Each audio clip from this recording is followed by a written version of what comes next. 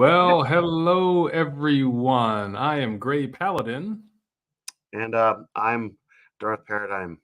Long time no see. How's I everyone know doing? it's been a long time since we've done pretty much any content together, so I'm looking forward to this.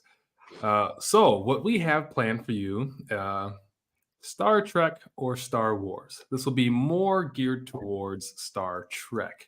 And what we want to do, since we have such a love and a passion for Star Trek as well as Star Wars, we wanted to kind of mix them together. So we're going to briefly go through every single series, touch maybe just slightly on the movies, but it's to be primarily on the series. And in between each of those, we want to showcase our top 5 favorite lightsabers in our lightsaber collection. So it'll be some Star Trek sprinkled with a little Star Wars. So we hope you enjoy. We are first going to begin in kind of chronological order of when when the series were released. With the exception of the reboots, we'll put them towards the very end. So we are first going to begin with the original series.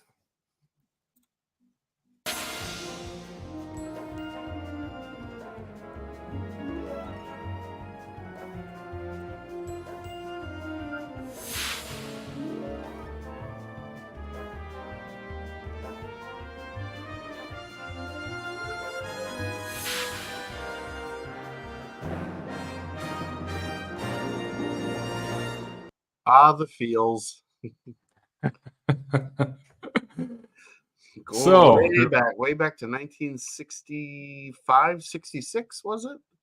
I'm not yeah, sure. so you probably grew up with the original series, yeah? Well, I grew up with it in that period.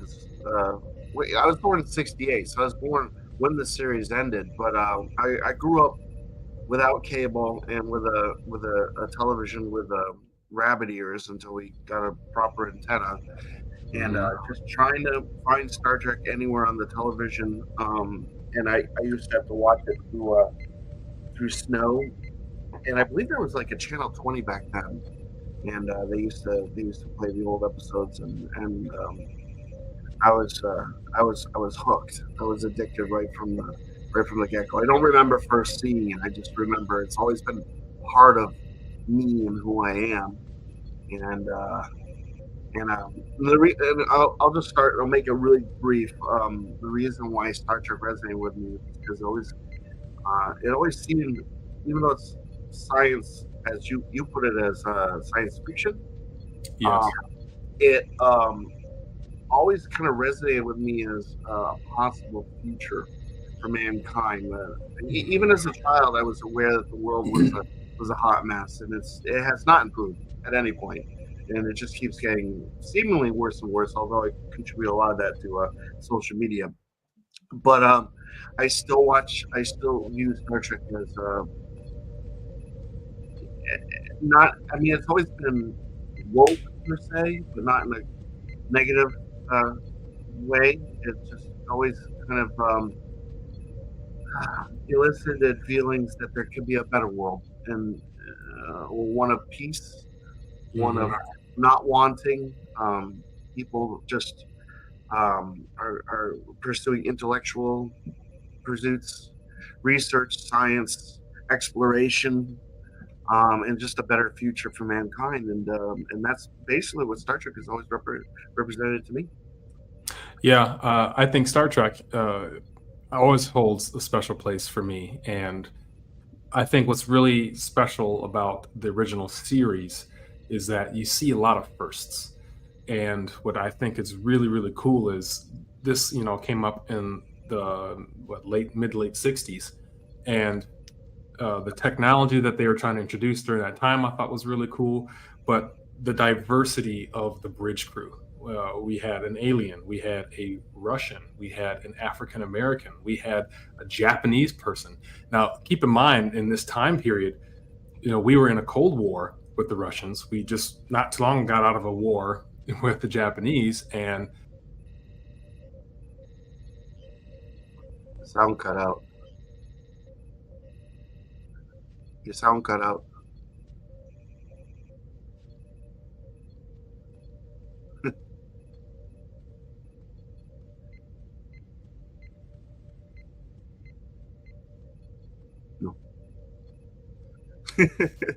How about now? There you are. There we go. Don't forget the civil rights movement.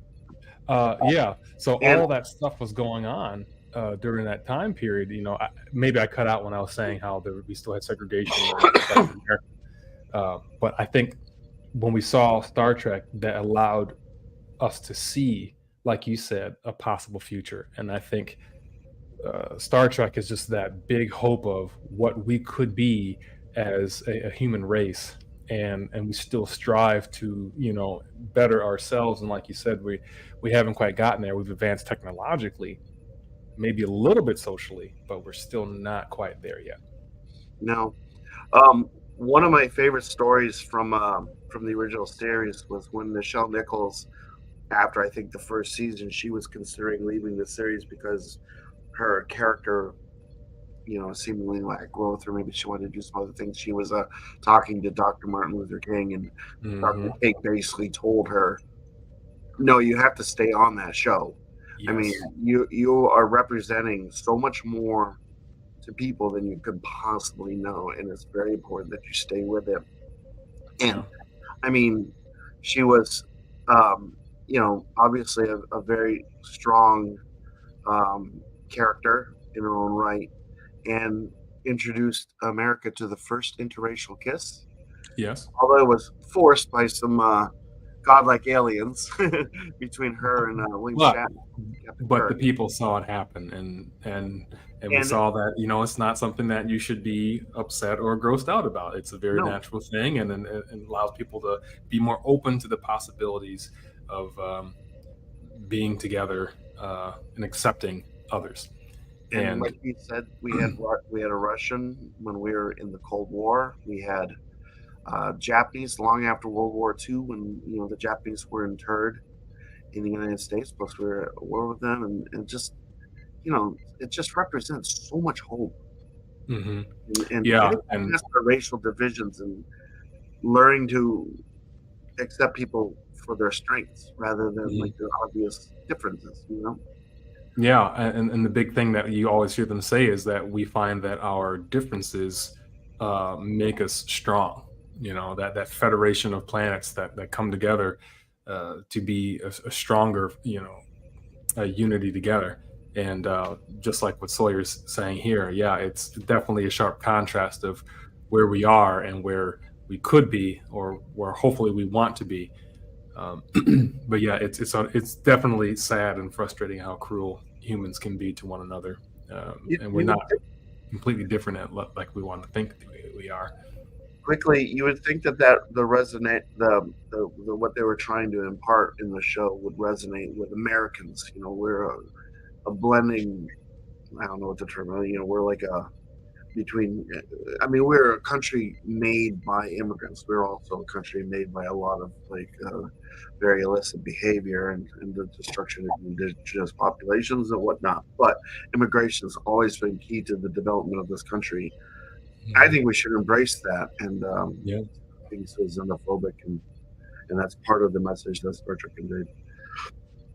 Yeah, and and speaking of the series, I mean, think about it's advanced us in our technology when you look at our floppy disks that we eventually got. We kind of saw that first in Star Trek. Cell phones with the communicators, we saw that. Touchscreens. Yeah, view screens, all these things. I mean, we're not quite at the teleportation yet, and I don't think we probably ever should be because No, someone's broken down like that. But we've seen a lot of advancements in our own society that was influenced and motivated by what we saw in Star Trek. I mean, it's so cool to think of those things in that time period and see how far we've come thus far. not bad from a television show that was just envisioned as Wagon Train in space. It Yeah. was just meant to be an adventure show, but Mhm. And I think it was originally slated to get 5 seasons because our 5-year mission, but of course it got yeah. canceled after 3, No, unfortunately. there is a show exclusive to YouTube. There's actually a Star Trek Continues, which is excellent. I don't know if you've actually seen it yet, but it's Mhm. basically it bridges the gap between the end of the original series and Star Trek the Motion Picture, and it Okay. basically Yeah, because we see the completely different uniforms and how Kirk becomes admiral, and you wonder like, how did they get to that point? So Trust me, if anybody out there is into Star Trek, if there is anybody out there, if you haven't seen Star Trek Continues on YouTube, I hope it's still on there, but it is excellent. They did an amazing job. They recreated all the sets, and they brought back some really amazing and interesting actors and actresses to portray some characters, which a lot of Doctor Who, Star Wars, Star Trek fans would really find to be they dug deep into the nerd spectrum there. So What I think is cool about the original series too is I remember when I was watching it when I was a kid, and I thought, man, this is so cheesy and corny. Yes, very cool. You got the phaser. I love it. Um, I I hope you eventually do a Star Trek cosplay because that would be really cool. But that is so cool. It lights up and it makes the sound effects. Now I want one. and it's remote control. Well, I have the compad. Let me grab that real quick.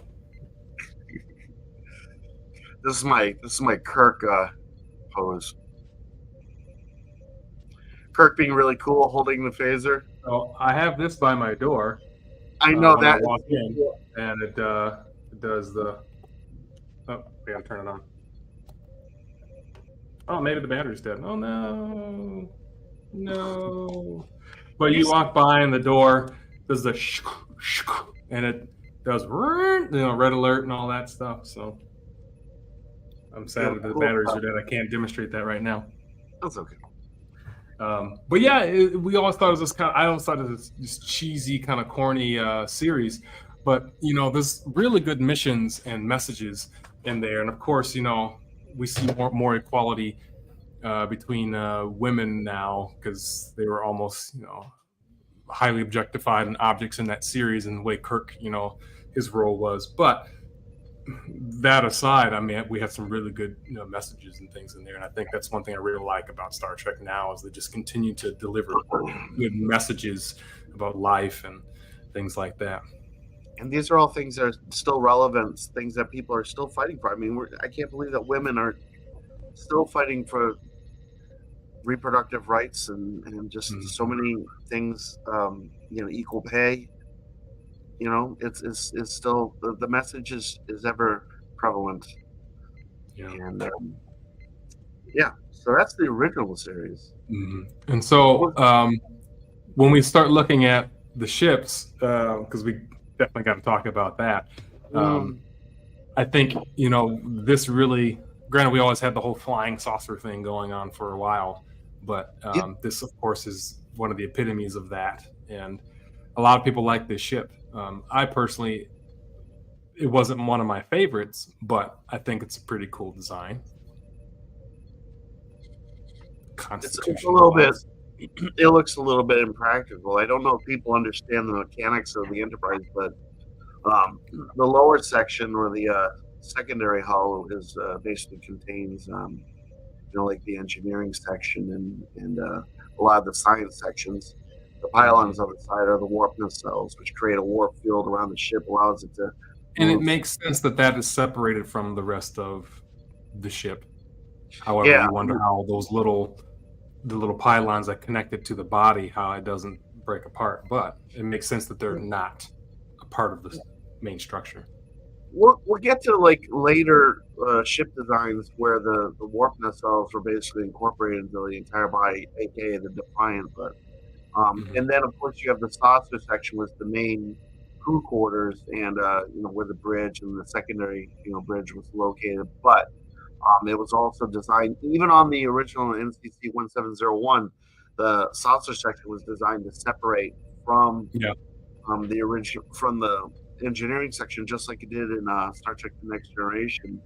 They just never had the money or the resources to ever film that scene. But and of course the impulse drive, which is your sublight drive, was located in the saucer section, as well as in the original series your main phaser banks and I believe probably the photon torpedo launchers, although they're a lot more obvious in Star Trek: The Next Generation than they are.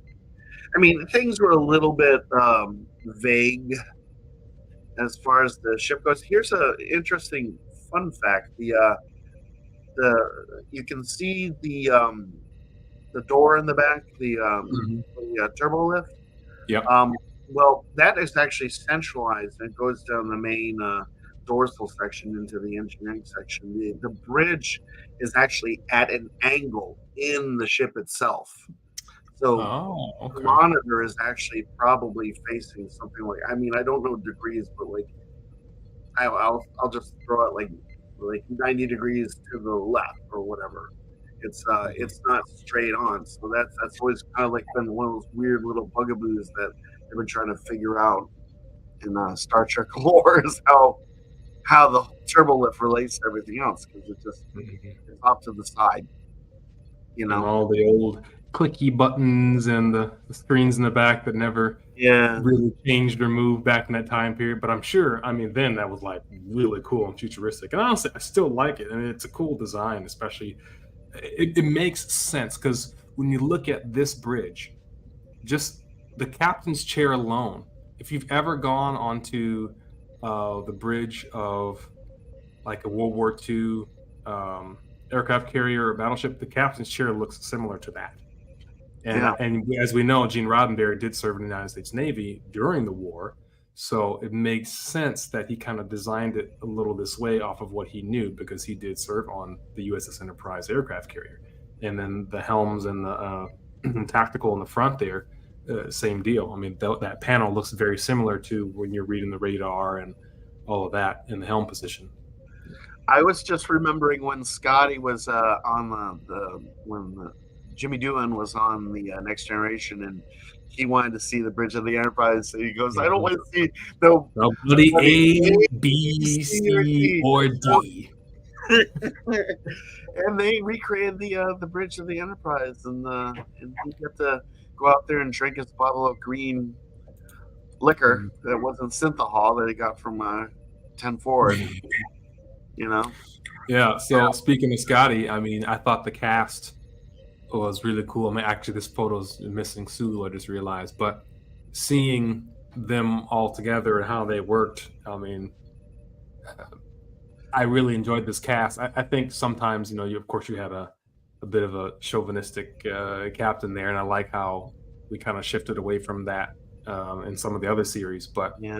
overall, it was a good dynamic between them, and just what Spock did to kind of really define that role of being an alien. And he really defined that on his own because when you watch like the pilot episode, it's totally not the same Spock that we know. Like he had um, really grew into that and defined what he wanted it to be, and I think it worked extremely well.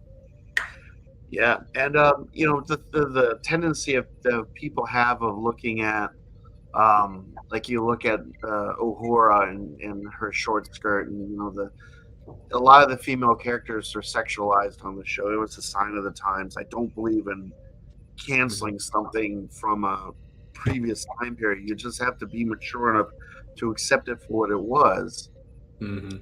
which was basically reconciling the culture of the time with with the current standards of entertainment. I mean, I you mean, we're probably still a product of our decade, and yeah, that's the way it and was then. and there's nothing wrong with that. I mean, you have to just you just have to do better Mhm. with the current. But even then, I like that they did this. There were some episodes where they had female characters who were the leaders um, of their world, or they were the dominant, ones, and the men weren't. Kind of like that one. I forgot what world she was from, Atreya or something, but she almost was dressed like Egyptian, and Yeah, was very rude and mean. And eventually, I didn't agree with this, but eventually Kirk had to like slap her, and then she started crying, and it was that was an interesting episode. that was a very very very. I mean, I believe that episode maybe introduced the Klingons because there was they got into a fight with I think they got into a fight with a Klingon ship, which they barely showed, if I'm not mistaken. Ah, And yes, yes, you're was right, having an you're issue right. with lithium crystals, and she had a necklace which was made from Hmm. dilithium crystals, which is why the Klingons were disrupting the peace negotiations because they wanted the rights to, it's this whole thing. Plus, her Yeah. tears were basically an aphrodisiac and caused um, Yeah. her to form a permanent bond and fall in love. And And that it's was just funny too. that was the kind of writing you got back then. It was really, really, it was more story driven. The show Yeah. was more story driven than a lot of stuff that you And see. that's where it separates from Star Wars. I think a great deal is, I think Star Wars is trying to change that now with all the series, but Star Trek was always story driven, where uh, Star Trek was always story driven, but Star Wars was always plot and action driven. You know. Yeah, it was about all about the gravitas of the conflict and the battles and I think it's sort of like a byproduct of the creators too. Gene Roddenberry and George Lucas are very similar people in certain respects, but vastly different in others. And of course, he created the show, but every week you had different writers coming up with stories, which is different. I mean, Mhm. than like a movie is. It's just structurally different, and the end results are a little bit different. We're not knocking Star Wars. Oh, We of love course both of not. them. And I'll tell you why we're not knocking Star Wars, because uh-oh, that's a saber alert. What do we start with? So, we are going to also showcase our top 5 favorite sabers in our lightsaber collection. And this was a tough one because I know we all have a lot of lightsabers, especially Scott. But I eventually did narrow it down, and my number 5 is the Ultimate Works Flight and Blazing Red. It is a very simple, basic saber. I mean, if you look at it, it's just literally like a flashlight or a tube. But when this first came out, it came with 6 customizable sound fonts, smooth swing, all these options that you could do, all for just $99. And I got this, I believe, maybe a little over 3 years ago. And the fact that I feel like this still performs really well. It's very comfortable, and you can customize the outer side of the hilt too if you want to paint it, weather it, add a wrap, um, you name it, you can do it. And what's really cool is it sounds good.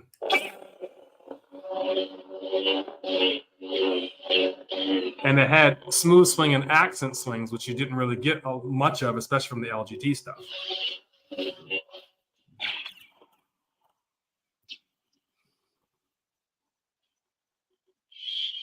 So that is my number 5 in my lightsaber collection. Scott?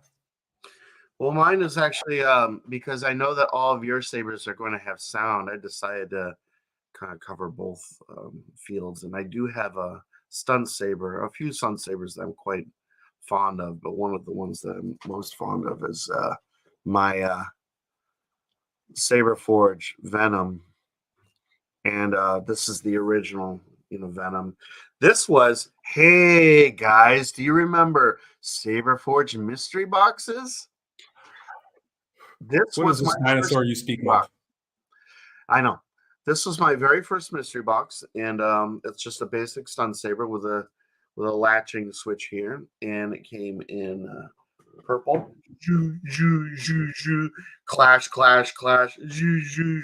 Clash, clash, clash. Joink. And I have a very light I think it's actually a saber forge blade in here, and I've always really liked the balance of this. And at one point, Saberforge, I think they came out with an eco version of the Venom, but I never. They now they have like 5 different versions of like the same hilt with different claws on it, and I don't know. For lack of money, I just stick with this. And one of these days, maybe I'll get this thing installed. But I don't know. I've got so many sabers. Who cares? You do have a lot. I like this thing, and it's always gonna be one of my favorites. I And love it. I yeah, loves and it. it's not just about the sound. It's really a lot of it's the hilt too. I mean, that obviously that plays a huge factor, and that venom is a pretty darn cool hilt, and sure as heck seems durable. So, Yeah, I've had that thing for a good long while. mhm. All right. So now let's shift gears to the next series that was very popular, and that is the next. Oh, actually, no. Before we get there, we should probably finish talking about the other ships that were also offered in um, the original series. And one of those was the Enterprise refit, Enterprise A. And I was always a big fan of this one. I think I liked it better than the original personally. And my brother actually had a model of this that lit up and did all the sound effects and stuff, and I thought that was really cool. And this is what we saw in all of the motion pictures. Well, I mean the first all of the original crew um, movies up to 6, which was what was it called? The Undiscovered Country. Undiscovered Country. Yeah, where they retired the Enterprise A, but It was to be decommissioned. Yeah. yeah, it's just a beautiful, sleek. It is. It's like it just pulls at your heartstrings. That design is just so beautiful. When the Enterprise squared off against the Reliant in the Wrath of Khan, and you saw it taking all that damage, didn't that hurt? Yeah, especially when you saw the saucer by the bridge, kind of when the torpedo went through, and it was, yeah. It hurts. It hurts watching the Enterprise take damage. It's kind of become a bit of a trope. They like to in the J.J. Abrams movies, they love to thrash the Enterprise, and every series that I've seen, they trash the Enterprise, and I'm kind of getting tired of seeing the Enterprise getting thrashed. Yeah, I mean, it's anytime I engage in something, it always kind of gets I beat mean, up pretty hard. Um, beat up, yes. Destroyed. I hello, don't Isaac. know. Hi, Isaac. But I did like that the Enterprise A looked was a little bit bigger. I like that the nacelles, the stacks were kind of at an angle instead of straight, and I really like the design of the bridge. I think this. A lot of Notice in the original series, it was very orange and bright, and because that time period we were all about the colors. But here, this is a lot more subtle, and to me, seems more realistic of a exploratory or even war space vessel. And I wouldn't even say war vessel. I mean, it was all exploratory, but this seems more fit to be something in the service. Power off.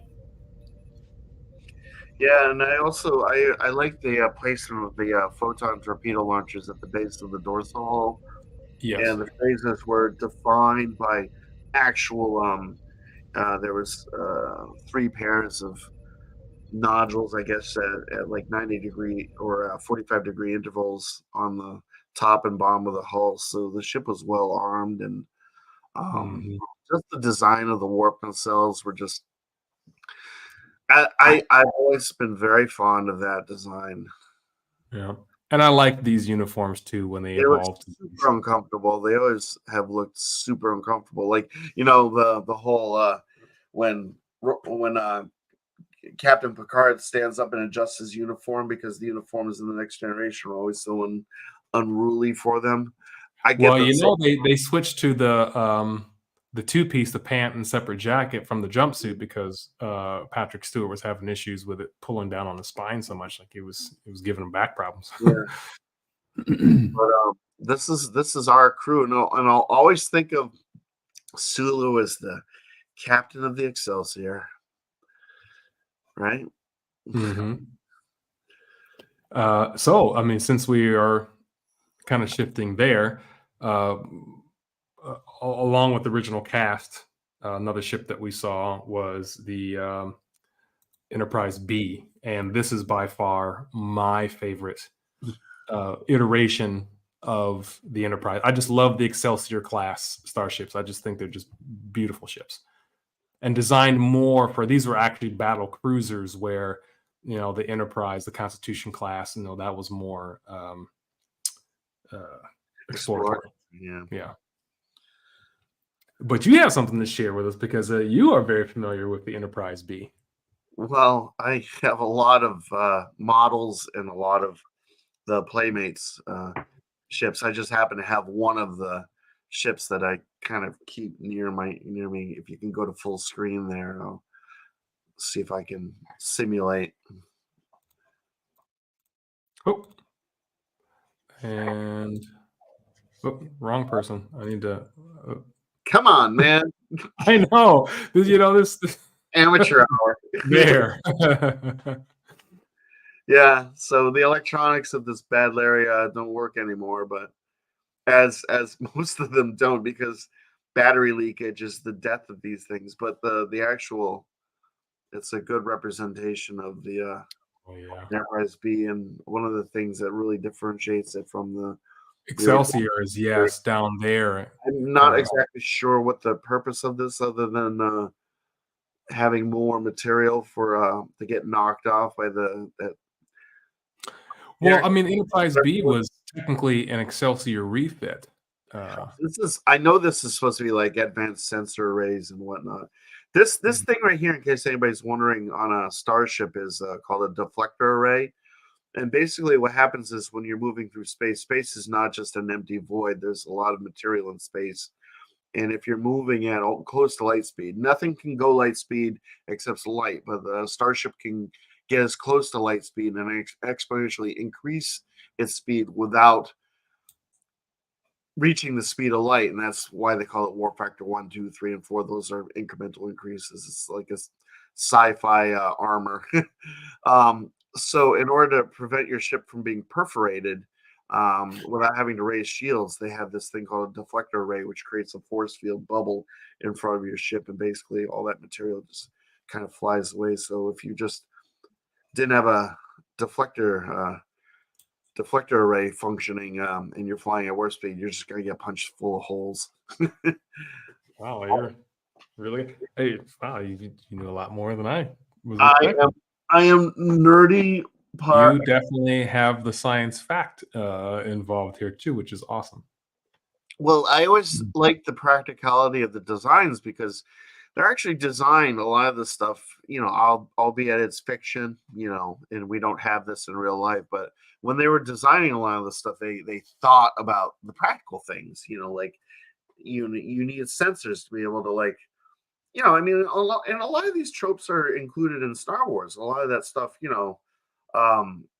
exists in Star Wars. When they talk about deflectors, the angle of the deflectors to do, those are not shields. Those are basically kind of similar to, what they have in Star Trek. They're designed to deflect material away from your ship, and it just happens that they can be purposed to, deflect, weapons fire and whatnot as well. And so, I mean, the almost like the windshield wipers for the ship. Yeah, exactly. Or or the wipers or the windshields themselves are basically just imagine a windshield that protects you on a starship, and the windshield is just basically an energy field that does the same thing, keeps all that bugs and dirt and grime from hitting you in the face. Which comparatively, you don't see that in Star Wars. They have shields, but that's about it. And there's no real science to how they work or how they're activated or deactivated. There's deflectors. I mean, in fact, when they were flying through the asteroid field, you saw Star Destroyers manually, the turbo lasers manually shooting down asteroids rather than focusing on deflectors or. Yeah. Which is a lot more fun. Well, yeah. Just give some of those troopers some target practice, I guess. Weston wanted to shoot an asteroid with a turbo laser, Mm-hmm. And Enterprise B was the first Enterprise that did not have a Kirk in command. I guess if you count the motion picture. That was Decker. Decker, yes. Up until the V'ger showed up, and then they gave. Yeah, he pretty much said, after Ferris Bueller's Day Off, he took that time to learn to be a starship captain. Captain John Harriman. Yeah, this is not Decker. This is, I don't know what. No, that's Harriman. Okay, yeah. And I don't know what kind of captain he would have been. Well, I mean, He didn't impress me too much in hey, the but, hey, movie, but hey, Scott, we'll know on Tuesday because it arrives on Tuesday. what? Remember, he kept saying, "Do you have torpedoes?" They're not Oh, installed till Tuesday. okay. Like everything was going to be installed. They went on the maiden voyage, but they didn't have everything until Tuesday. Yeah, I remember that. Okay, so now I believe we can shift to our next series, which came several years later, a decade later. Next Generation. I think the first one aired in what, 1997? No, I can't wait older till than you get to this ship. Oh boy. yeah. So that's Star Trek: The Next Generation. This is what I grew up with, and actually, I think this first came out in the what, 89 or 90, somewhere around there. When I first saw this ship, I was like, "What the hell is this thing?" It looks Yeah, like a it's whale. so disproportionate. It's such a departure.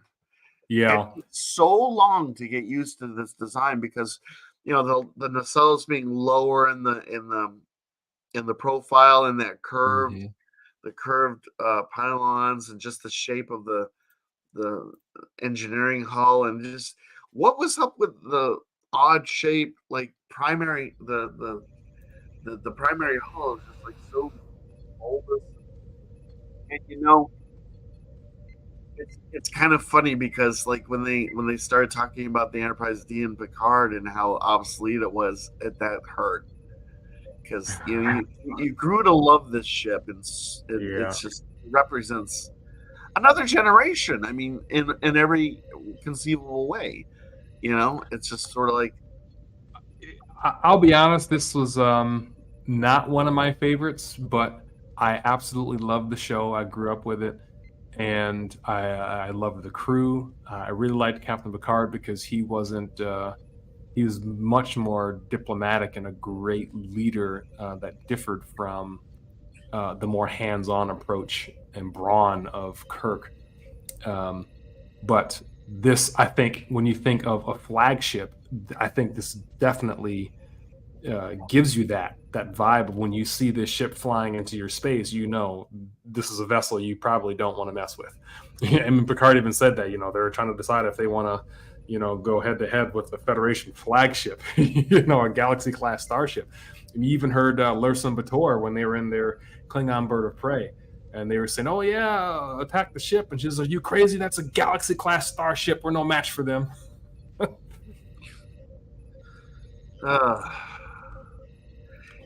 But I what's the know you are a uh, big fan of the original series, and it took me a while to really fall in love with the original series. I liked it very much once I got older, but because this is what I grew up with, and I just really connected with that crew, I really really like the Next Generation. We got 7 whole seasons of this show, and I think, of course, a few episodes were duds, but most of them I thought really really went somewhere. well, I mean, it's widely known that the first season was janky at best, and they had a Yeah. few shining moments. After that, the series kind of like took off, and once they introduced the Borg, and you have pretty much what I think is like the old one of the pinnacle moments of television, bar none, was when Picard was captured by the Borg and they turned him Yes. into Locutus. And I forget what the ensign's name was.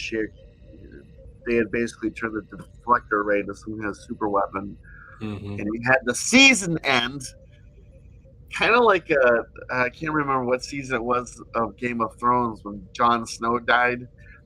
And you're kind of like, you're not gonna end the season like that. And they ended the season with basically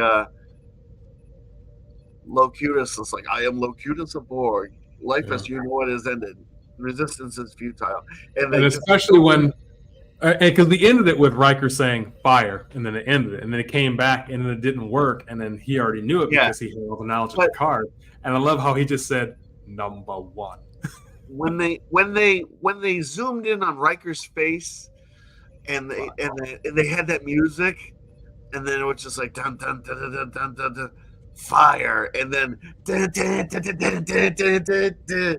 Wait till next season to find out what happens. It was like, shit, no! Oh my, that was just so intense. It was very, very well done. The Borg were terrifying. They really were a good enemy. And in fact, I think we have an opportunity to watch that. So let me let me put that up real quick.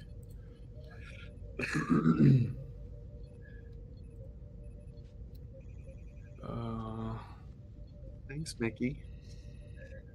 The cat's here. Okay. And let's watch that. Is over. From this time forward, you will service us.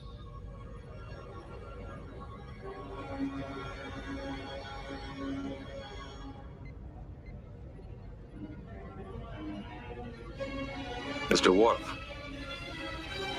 fire.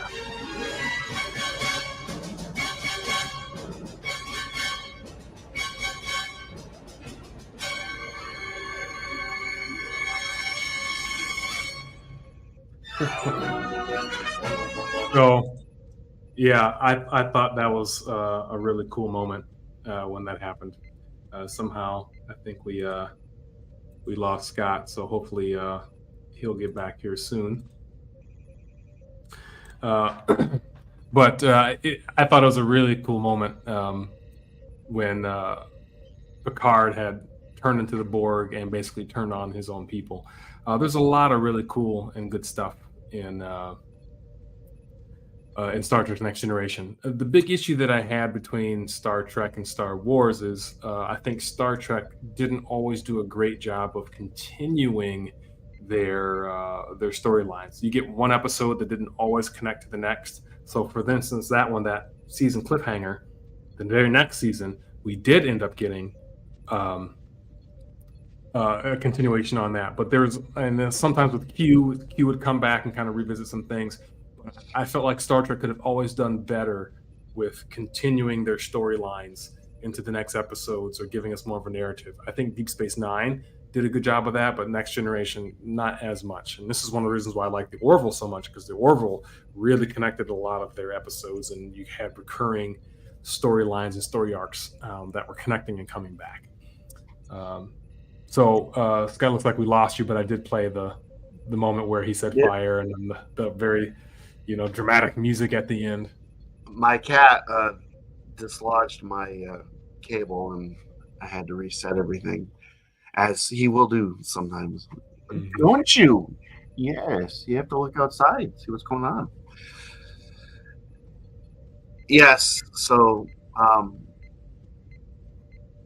and Titan brings up a really good point, and this is why I feel like Star Wars is really getting a stronger argument now, because now we have the series, we have the TV shows, and they're good ones. And before, we just kind of had the Clone Wars, and that was about it. But now we have a lot of series, and they're all connected, and we're seeing where the timeline is going, and I like that. So I feel more involved and connected with Star Wars than I ever have before because of what they're doing with these new series. Now, so we talked about the ship and whatnot. I think the next big thing is going to be the cast, and I really liked the crew of the Next Generation. I like how Picard was this really good, professional, cool, level-headed diplomat. You had Riker, who was kind of more of the hothead brawn. He was more of like the Kirk figure, in my opinion. If there's any character I could have done without, it probably would have been Counselor Troy. But I think she was still vital. But she was still vital and integral because she helped Picard in his decision-making process. And of course, we all love Data, Geordi, and Worf. I mean, those three were probably my favorite characters. And then Dr. Crusher was always really nice to have around as well. I agree, Ike. I really do like the bridge of of Enterprise D. I think it's beautiful. It's very comfortable in the lap of luxury. And if you also think about the time period too, think about the cars in the late '80s, early '90s. We had those really big cushion chairs and stuff, and the air ride suspension. So that really reflected in the show and the design of things. It's true. Yeah. Yeah. So that's the Next Generation. So I think we had I can't remember how many years went by before we got to our next one.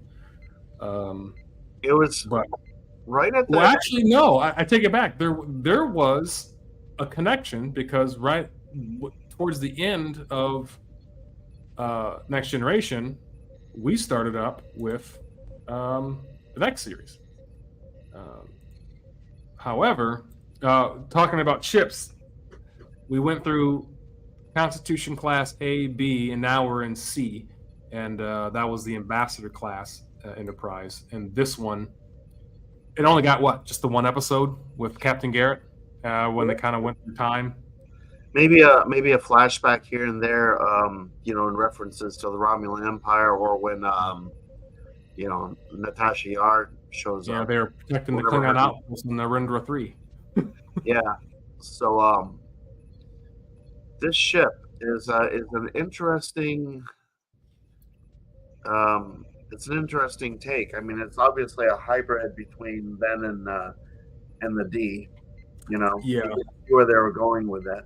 And if you look at the way the warp nacelles are attached to the hull, it looks more like the Excelsior class, which of course in the Next Generation we often saw a lot of Excelsior class starships, especially the admirals. They always flew in on those.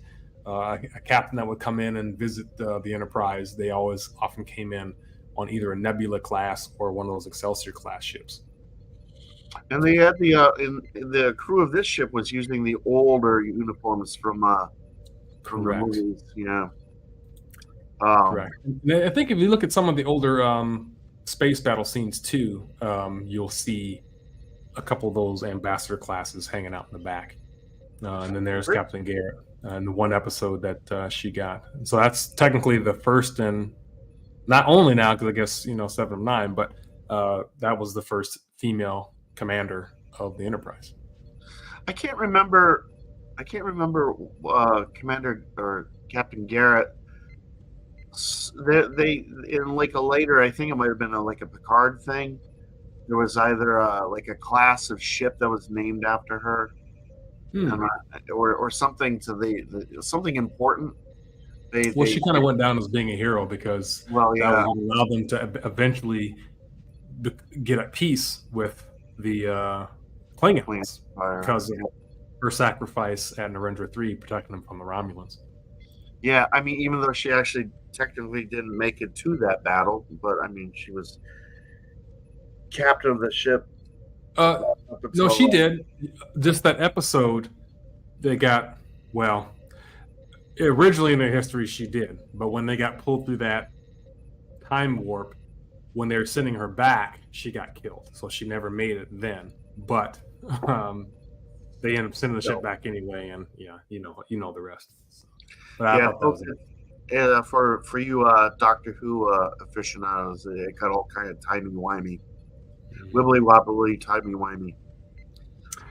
So while the Next Generation was on the air, we got another series going on at the same time. Enterprise E. Going to the movies. Yes. But this was during the Next Generation crew. And I really loved this ship. I think after the Excelsior, this is one of my favorites. I love the design, the oval design of the saucer section. I like the way the warp nacelles look and how it's kind of slightly connected to the body, which also kind of looks similar to Voyager a little bit. That the main hull. I just think this is a really nice ship, and I feel like this is the first time the Federation kind of figured out that we need to arm up a little bit more to really make our way in the galaxy here, or else we're going to have a tough time. And I feel like this ship really was like the first major like fighting vessel that they could really use, in my opinion. And they went with The the quantum a torpedoes. very Voyager-esque type of saucer section. Design, yeah. My only complaint about this design has always been like I'm not certain about like weapon placement. The surface doesn't kind of like give off like it doesn't telegraph where the torpedo launchers are and the phaser arrays are, mostly because I guess everything's like so quick in the movie you don't really get like a good look at it, and the ship was just, being that it was in the movies themselves, it was kind of underrepresented to me. I mean, I kind of wish that this design had been in a TV series that you got to see a lot more of, and I just never felt like I got enough time to fall in love with this design. It was here and then it was gone. I agree. And that's exactly what Ike is saying too. And I mean, they showed a lot of it. Apparently, there were a lot of these ships in Starfleet at one point, but just Sovereign class. You got to see so many beauty shots of the Enterprise A, and the D, and I think what was so disappointing about the ship is when we got the Star Trek First Contact, which great movie, I love that with the Borg and everything. But the first time we saw the ship, I thought, oh man, such a beautiful vessel, and then instantly it already gets taken over and about blown up. So yeah, but you're right, we didn't get to see enough of her, and it is a very beautiful ship. Let's take a look at the bridge. I like this design of the bridge. I think it kind of hybrids the new kind of battle cruiser aspect of it while still keeping a little bit of the comfort of the Galaxy class, but it's not like you're on vacation. This is not a luxury liner. You're still out here to do a job, and that's why I like this. And it kind of halos back to the Enterprise B, the refit design, and or Enterprise A, and I like this bridge.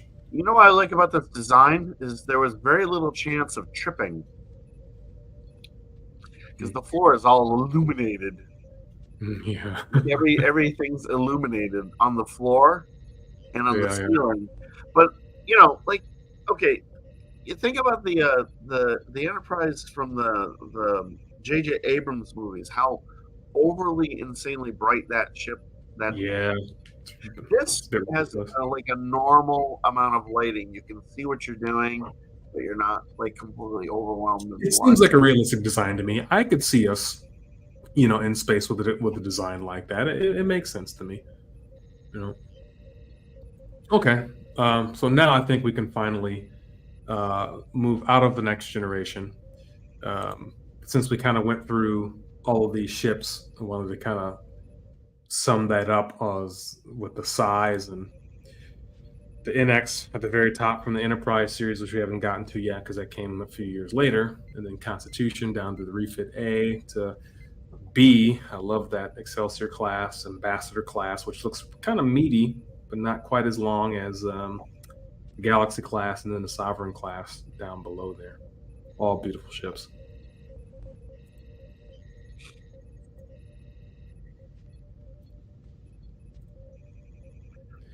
All right, so we did tie together these two shows, which I thought was really cool to have two Star Treks on the air at the same time.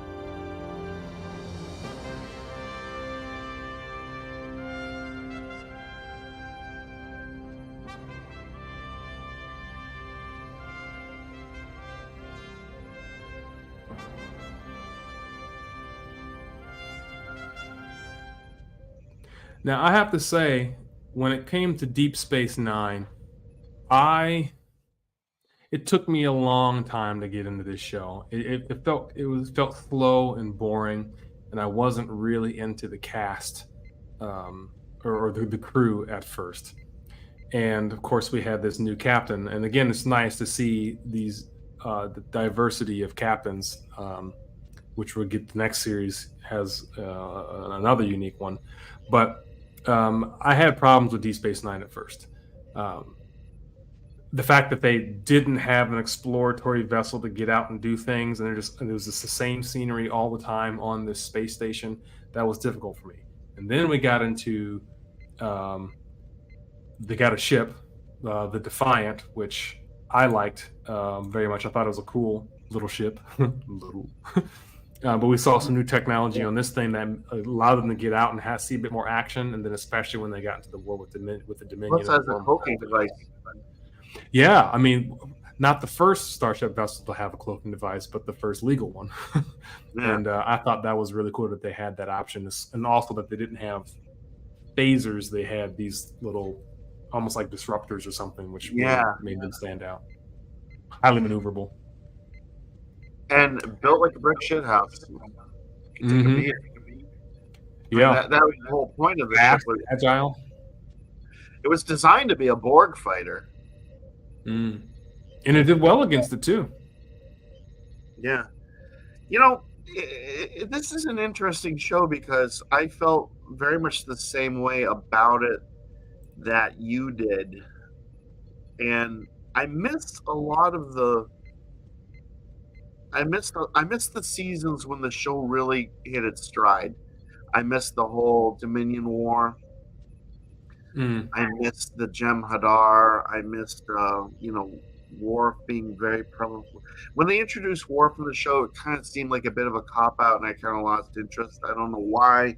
I never gave the show much of a chance after that. And I've been watching a lot of videos on YouTube, and I've been seeing that this show was really quite exceptional. The writing, yes, it really became some of the action and what was going on. I really would love to go back and rewatch some of those seasons that I missed because I really feel like I missed a lot.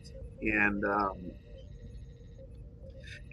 basically just seeing more of Karen Nerys because I was in love with her. She's really, really cute. I think because they got Chief O'Brien, and that was cool to kind of bridge that gap between the Next Generation.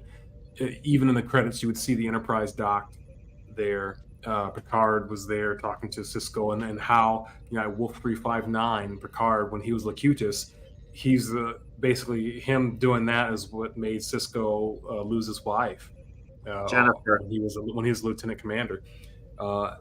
And I thought it was cool when he got promoted to captain, and I like to see how strong he was, but he also had his weaknesses, and he was emotional at times as well.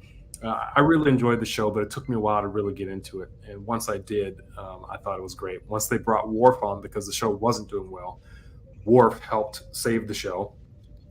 Of course, the Defiant helped, and then, like Titan said, the Dominion War and with the Jem'Hadar, all that, it was just so good, so good. It was the most action we've seen in a Star Wars series was when that war happened, and it was so interesting. And now I love the show. That's one of the ones that did progress with each episode. They kept an overarching storyline going, and it continually got better and better. I just thought that show improved all the way to the end. Again, that one got 7 seasons as well, just like the Next Generation. And that show gave the Ferengi good representation. Yes, because we only got a little bit of them in the original series, and then of course with they kind of made them out to be these weird, aggressive idiots in the Next Generation. But I think they really came into their own unique identity in Deep Space Nine. Yeah. It was. I think this, from what I've seen, I believe Deep Space Nine is probably one of the more solid television shows in the canon. It had its weaknesses and it surpassed them. And like I said, I want to go back and give it a what I missed to watch because I really think it deserves it. Yeah, I will say with DS9, I didn't appreciate it as much until I rewatched it. The first time I saw it, when it was on the air, but when I rewatched it, and I went through all of them, Enterprise, Next Generation several times, original series, Voyager, I had a hard time getting through a second time, but more on that one later. But DS9, I really fell in love with DS9 after watching it again, more so at the end. But the last 3 seasons was when it really got good for me. A lot of Klingon action too. Oh yes, Getting to see the Klingons and Romulans too. You know, yeah, and and I mean, it was just, and not only that, I mean, you got to see both sides of the combatants, but I mean, it really fleshed out the Klingons and the Romulans. Like, they used all the tools in the toolbox. Yeah, one of my favorite scenes in this was when they were, I think, working on coming back to DS9 and taking it over again. And when you saw that full fleet of Federation ships, Klingon ships, and Romulan ships, I thought that was so cool. And then Cisco was right at the front of that, and he formed up in front of that fleet, and they were moving forward like we're taking back our home. And I just thought that was the coolest thing ever. and not only that, during the battle, the Cardassians basically they changed sides, I believe. I don't know if it was that battle, but I like the Cardassians. I always kind of like the Cardassians. Yeah, they were cool. I don't know. There's a lot of different species to really like. I have to see if I can find that scene. Oh, here, yeah, I think this is it.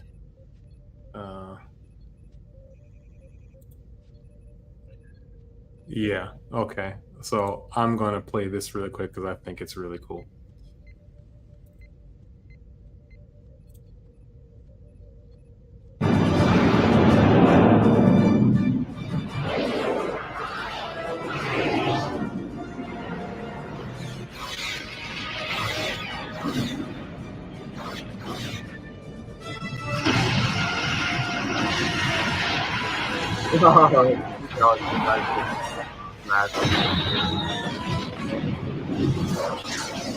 Congratulations, Captain. You wanted them angry? They're angry. Yeah. The Magellan and the Venture are supposed to be protecting our starboard flanks. They're in too tight. Ensign, tell Fighter Squadron 6, 7, and 8 to reach out and... I can't get through to anybody. Communications are down. They're jamming your signal by generating a rotating EM pulse. Can you clear it? I'm trying.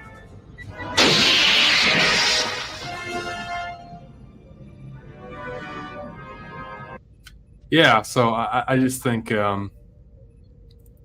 that's just really cool to see all those ships together and doing that, you know. But yeah, but again, like I felt like you saw more fleet action out of the Deep Space Nine than any other series, and that was one of the reasons why I really got into that show. Okay, so as I skip around here, there is one that we need to shift to next, and that is going to be Star Trek Voyager.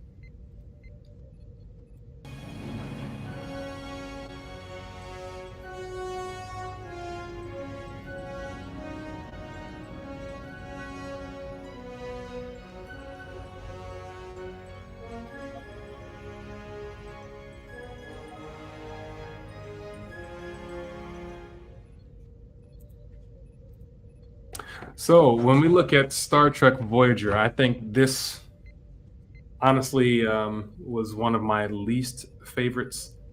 I thought Janeway, I didn't like her at first. She grew on me, though. I think she's a good captain. But what really bothered me about Voyager was the whole being lost in space and trying to get home. It was, to me, it was the same thing over and over and over again. You know, you meet the Kazon or whoever, they get beat up, they don't have enough parts. Magically, the ship is repaired for the next episode, and they're at it again. And to me, it just got really old. And then that last season when they brought in Barclay and they finally got the contact and the message home,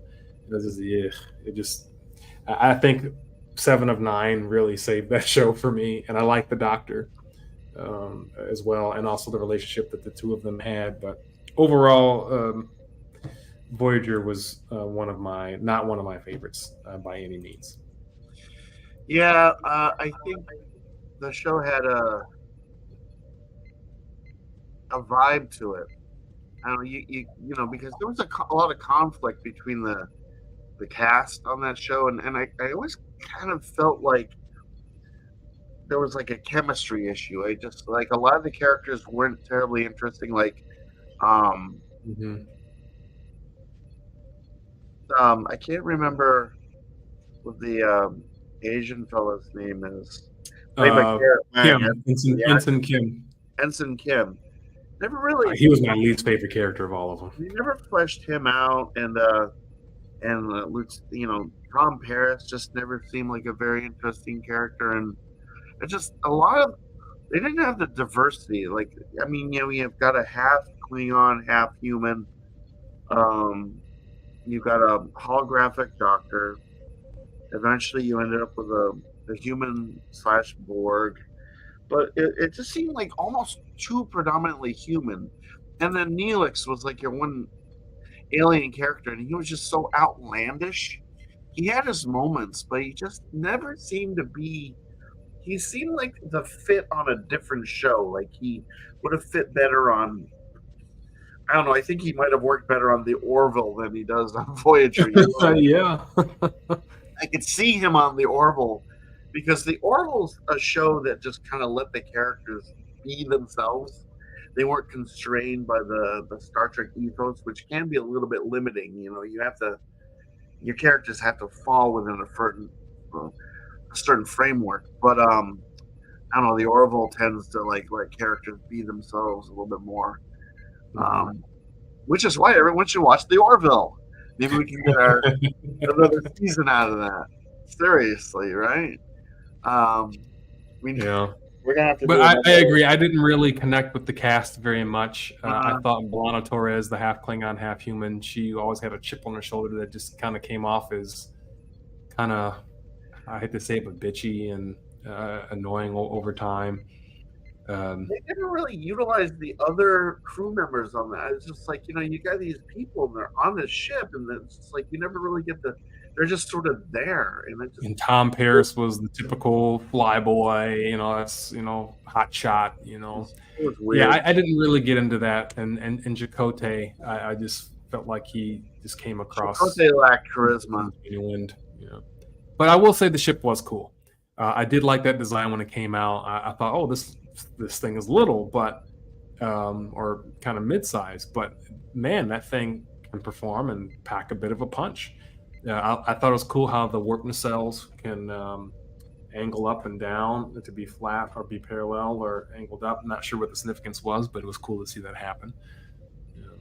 And then they had, what was it, Species 359 or whatever it was called, that kind of organic space creature that they fought that actually was destroying the Borg.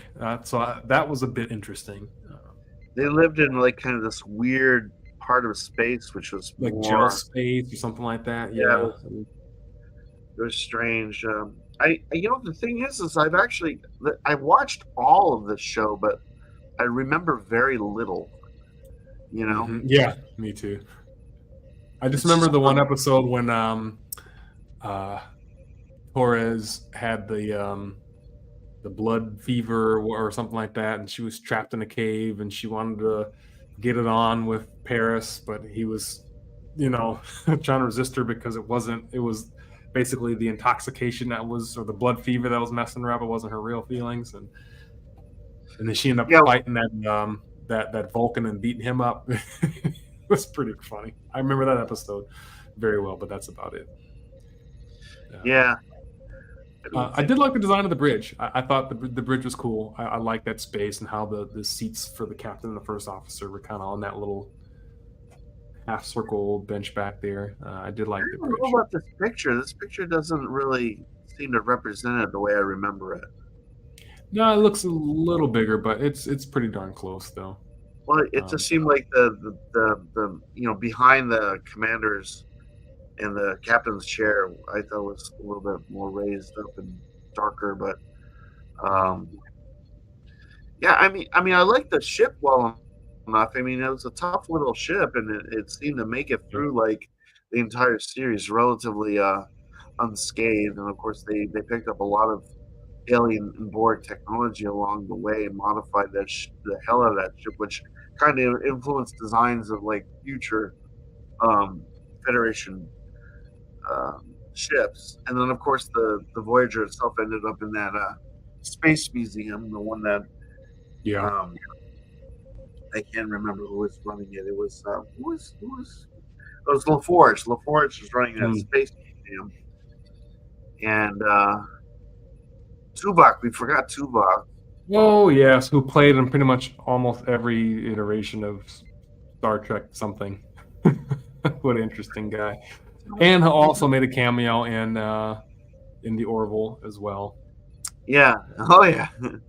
I don't know. It's just something about this crew. It just the chemistry just was not there. Wasn't there? Yeah, I agree. And they didn't. I think of any show, Star Trek has. And if you talk to any of the actors and actresses and anybody from that show, they had a set of rules, codes of conduct, like things that you can and cannot do. And one of the things that they did not allow the actors to do was to modify dialogue. You were not allowed to do that. Whereas in Star Wars, if you like, I love you, I know, it's just like you can do that shit. You're here support, you pull that up, and everyone's just like, that's way better than anything we could, because they couldn't figure out a way to like do that scene. They leave it to the actors. Star Trek, you can't do that.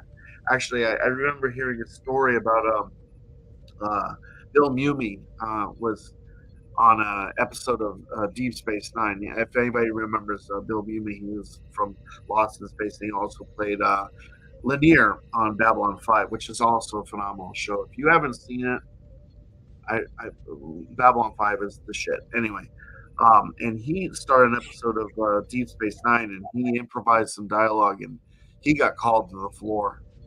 And they were like, "You just don't do that." He almost got fired that day. And it was just sort of like, there's a lot of rules. I'm not saying that kind of like hampered but I think Voyager kind of settled upon the height of Star Trek popularity on TV, and I think they really, really kind of kept the reins very, very tight. And I think a lot of it had to do with the Jerry Ryan and Kate Mulgrew hated each other. Yeah, and Kate Mulgrew wanted her gone, but they says no, we have to keep her because one, she's hot, and two, she's a great actress and she's saving the show. And the character was like, other than the fact she was wearing a skin tight suit and wore it well,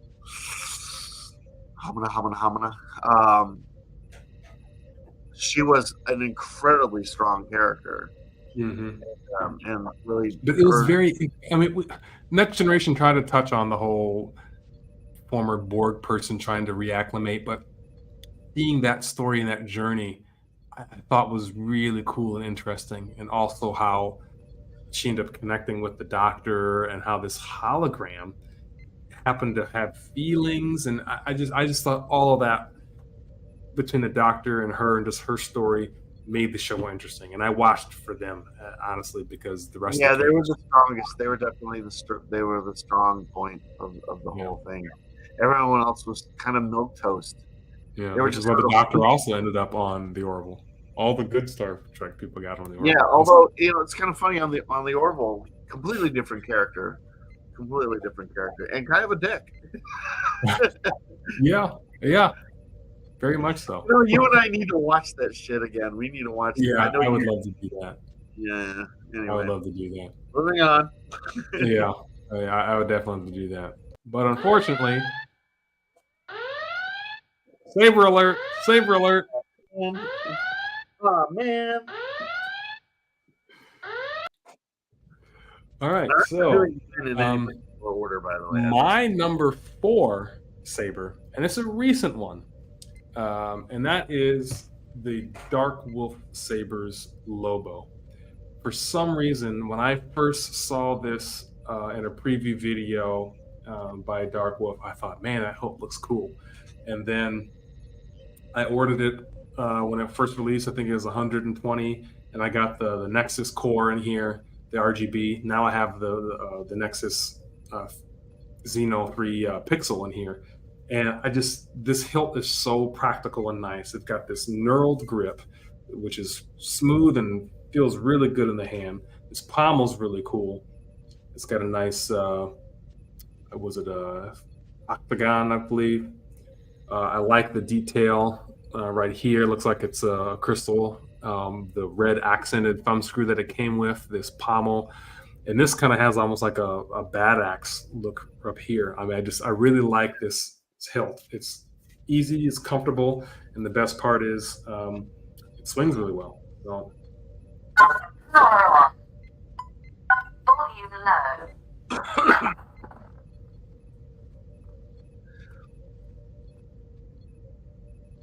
I don't know why I can't really hear the saber.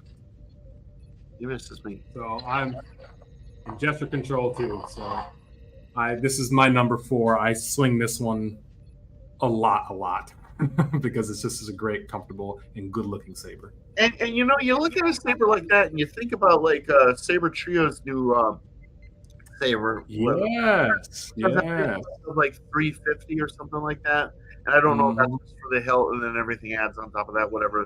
It's so expensive. You can get like 2 or 3 of those, or sabers similar for the price of that, or like 2 saber forge hilt. It just now I'm not knocking Saber Trio, but it's just like the price of their sabers just keeps Going up and up and up. more and more complex. And The price that keeps going and going and going. the thing is, it's like I think most of us can agree that we're not getting paid a hell of a lot more than we've ever gotten paid before. Yeah. I get to the point where I just, you know, my last saber that I purchased was my Genesis Custom Saber Speeder, and I'm still financially recovering from that because I'm a cash only guy now. I just don't have the money for sabers anymore, and maybe something for Christmas. I don't know, but here's mine.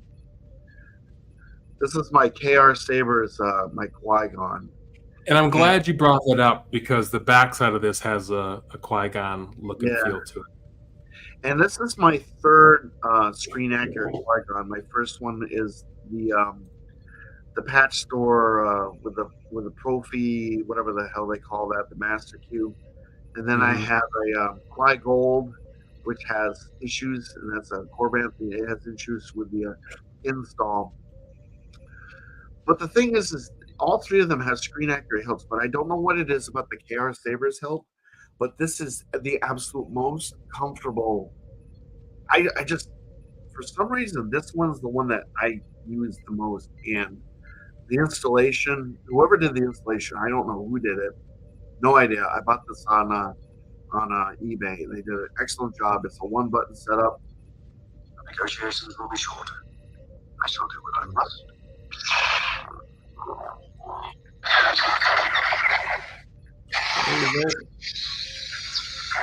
Please come here, powerful ally. This thing just performs, and I absolutely love this saber. Like, I've had plenty of different Qui-Gon's sabers, but this one's special. This one's like, I adore this thing. I have no regrets about buying it. I got it for a really good price, and it has a CFX, and obviously inside was NeoPixel. And I had the blade. And it's your pleasure. I had the blade made by ribbed, made by a guy named Breezy Saberworks, and he did a great job in this. This is one of my favorites, and I will never part with it. And I'm surprised that's number 4. So we still have 3. We still have 3 more sabers to go too. I'm not going in any particular order, really. I just number 5 was kind of like the 4 that I have are all kind of like on the same tier as far as I'm concerned. It's hard for me to. I tried to pick the ones that right now I just. Yeah, I get it.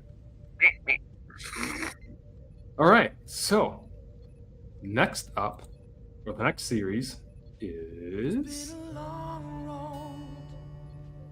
Aww. Getting from there to here, it's been a long time. the theme song says a lot about this series, in my opinion.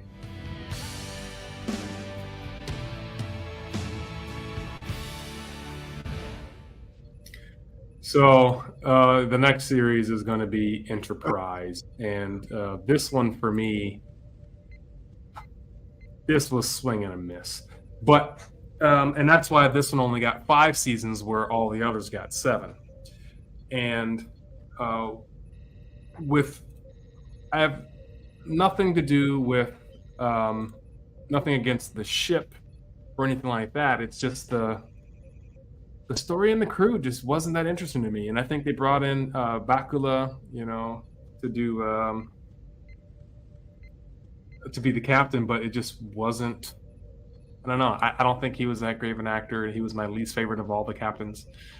The show just wasn't that interesting. Now I will say, when I watched it, we rewatched it a second time, it was a little bit better for me. But when I rank them, it's still the absolute bottom and worst Star Trek series of all of them for me.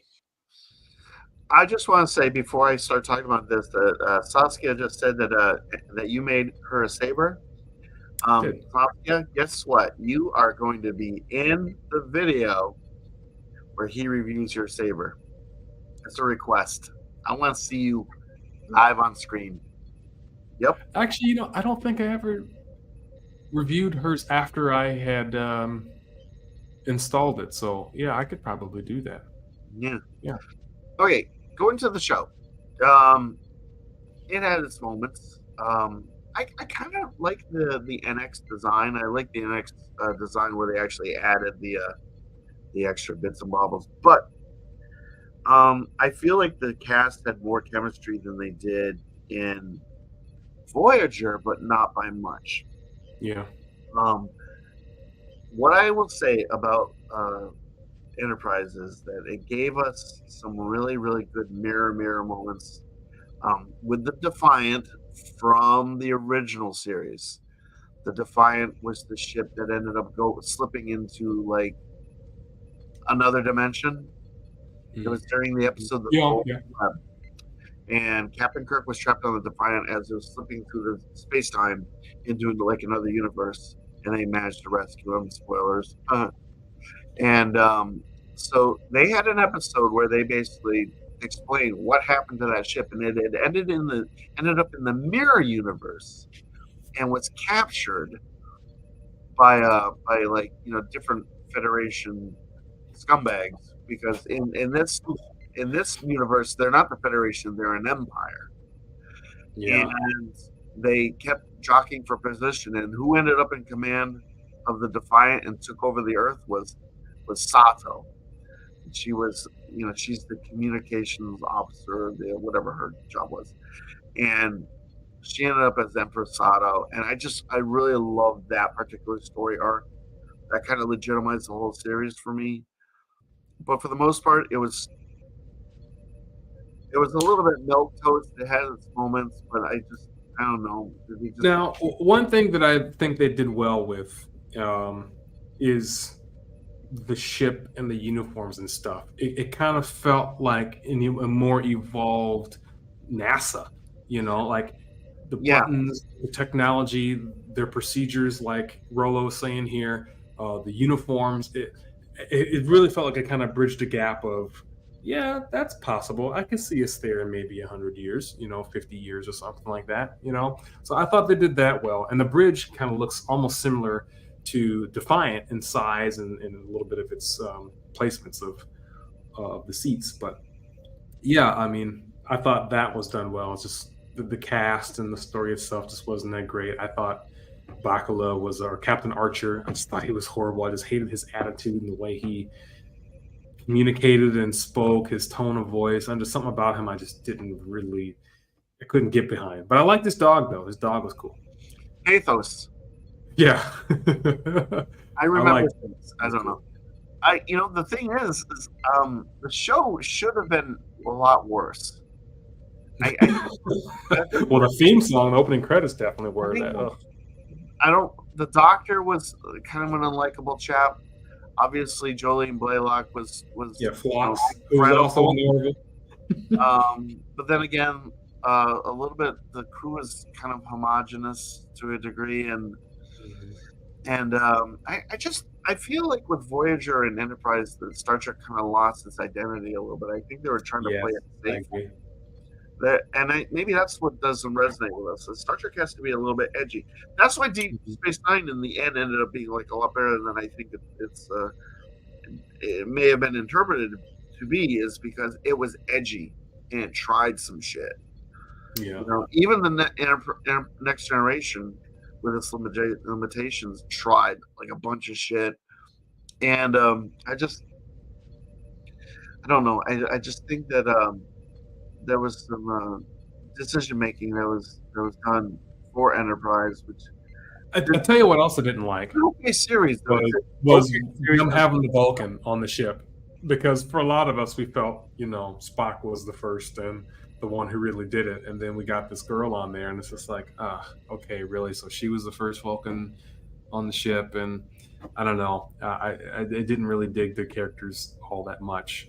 Although later on, I really liked Dr. Phlox. He grew on me a lot, and I did eventually grow into the Vulcan character. She was good, but the rest I just didn't care for. I'm sorry. I like the evil Dr. Phlox from the Mirror Mirror episode, whatever that was called. He made a really good bad guy. I could. And he made a good bad guy in the Orville too.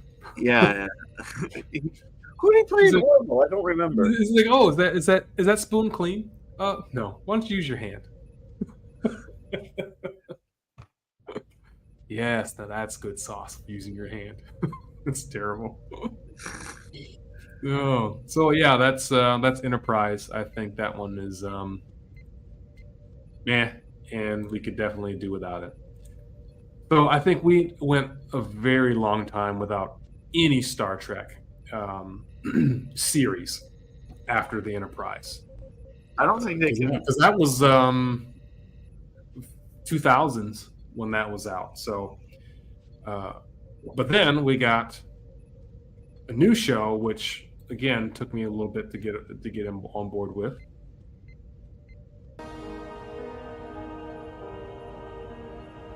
I'm afraid I have nothing to contribute to this conversation. I never got into this. I tried, didn't hit with me.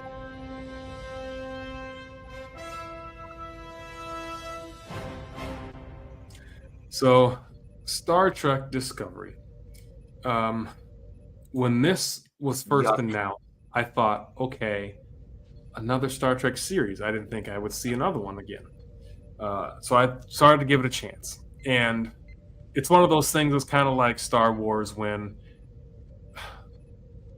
like The Last Jedi comes out and it's terrible, but you watch it anyway because you want to give it a chance because it's Star Wars. That's how I felt with Discovery. The first episode, the first two episodes, it was very cinematic. It was unlike any other Star Trek episode I've ever seen. It felt like I was watching a mini movie. But the way they portrayed the Klingons and how they looked, it was just so awkward and weird. I just could not get on board with it. But I told myself, give it a chance because we have a lead African-American female. I thought this was cool. The ship design looked interesting. So I made myself watch it. And then by the end of the first season, I was starting to buy in. And the second season I thought was good. I think I got to season 3 and I haven't continued since then because it's moved to Paramount Plus and all this stuff, and I just don't have a subscription. But what really threw me off was this ship was supposed to be around when Kirk was in command of the Enterprise. Well, we saw the technology and what that ship was capable of, and then we look at this one, and it's got this special cell drive that's driven by organics, and then eventually the engineer plugs into it with his body to map things out, and they go into they go black or dark matter, I can't remember, and the ship spins. It's super weird, and I felt like this is way too advanced for the time period that it's supposed to be sitting in for the show. And why aren't there more? I think there's maybe only 2 of these kind of ships because they were so unique in their prototype. But again, it took me a while to really get around this episode of this series, but it eventually grew on me. I've never seen it. I tried watching it, and I just couldn't get past like the first. It just didn't hit with me at all. Yeah, I know exactly how you feel. It just first episode I think I watched, and I was appalled. not me at all. This wasn't Star Trek. I don't know. I mean, like, that's all I can say. It just wasn't Star Trek to me. It was Correct. It didn't feel like Star Trek. Yeah. I mean, even the later episodes, it didn't feel like Star Trek. Really, I feel like this show was kind of really in its own realm, and it almost should have just been its own standalone thing, and probably not even call it Star Trek. I don't know, or Star Trek multiverse. I don't know, something like that. But this definitely was a different series. However, I did like the crew, though. I thought the crew was pretty cool. There wasn't too many of the characters that I didn't like. Is that Nebula down below? Other than the curly redhead girl, she kind of got on my nerves because she always acted like a child. But I really liked the alien. His species was always afraid of stuff, and he kind of grew past some of that. And I just thought the crew and the cast of this show was much better than Enterprise. But the story and what they were doing just wasn't really Star Trek to me.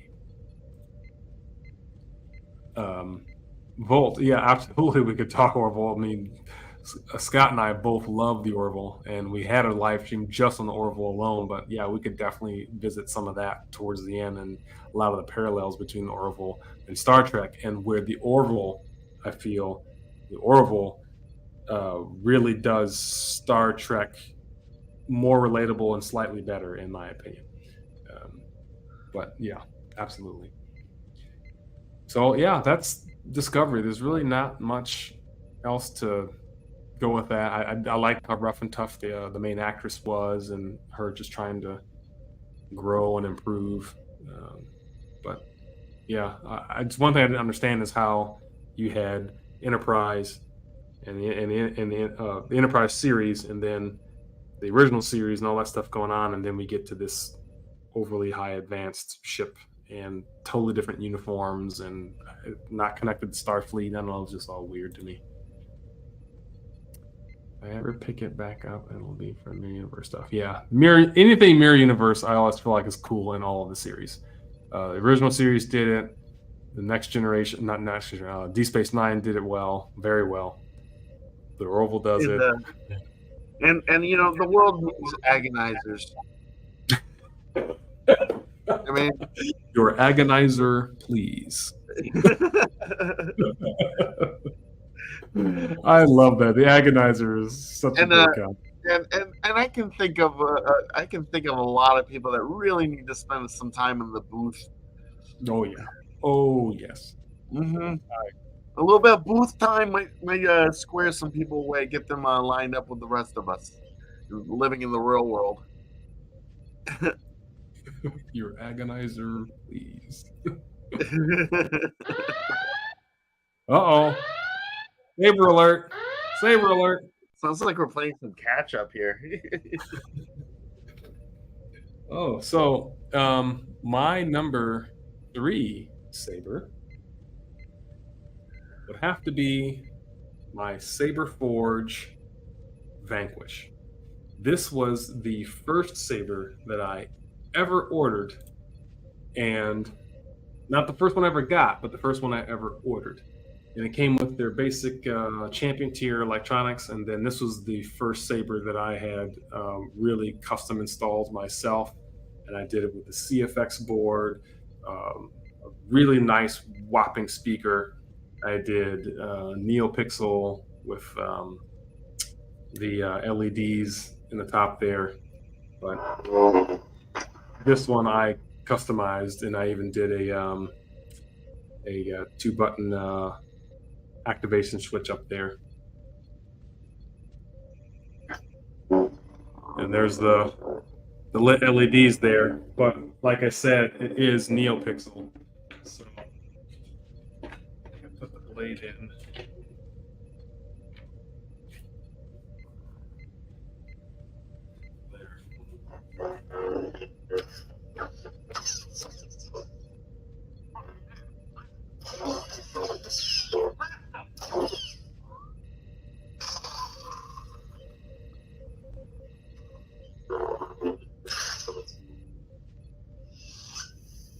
So that's my number 3 saber, and this will always be with me to the bitter end. And I believe Saber that sound Forge. font was called Grey Paladin by BK Saber Sound. That is correct. That sound font is Grey Paladin by Yeah. BK Sound. I would always recommend BK Saber Sounds for your Saber font needs. Shaper Sound. All right, what's your number 3? So this is my Saber Trio, Aaron. Hi, Ike. Any luck selling yours? I actually almost made him an offer for that one. I think he should keep it and stop trying to sell it. I know that there's financial needs, but this I don't know. This is one of the first sabers that I bought. This actually originally came with a Nano Biscotti V4 installed, and I sent it to Saber Trio back when they were willing to like upgrade sabers. Now they try to have you send it to some dude in California. To hell with that garbage. And they installed CFX on it. They didn't drill out a hole down here, so it's just got a one button setup. Currently, I have Kyberphonics, that Ezra sound font. I can't remember. Nomad 757 here. Got it.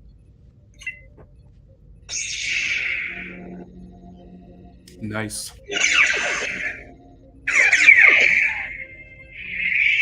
I didn't mean to activate the sound. There we go. For the music. But yeah, this is a really good sound font.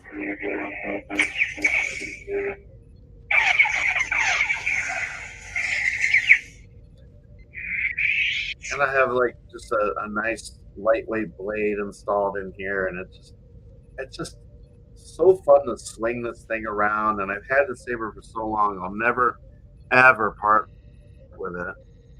It's comfortable. That's such a nice design. That was one of their earlier designs. That was like their I think third design that they came up with, and it just looks so comfortable and practical. And a lot of people are concerned about the strength of the thin neck. It's as strong as any thin neck. I mean, this thing's a beast, and just another one of those sabers I'll never part with. I just some days I just carry it around the house with me.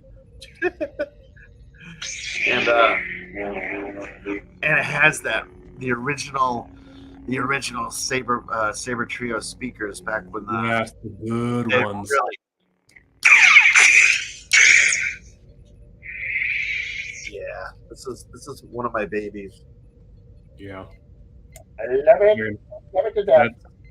I'm not surprised that one's in the top, because that's a good one. Okay, so moving back to the next series, which I don't have a lot of experience with, but a little bit.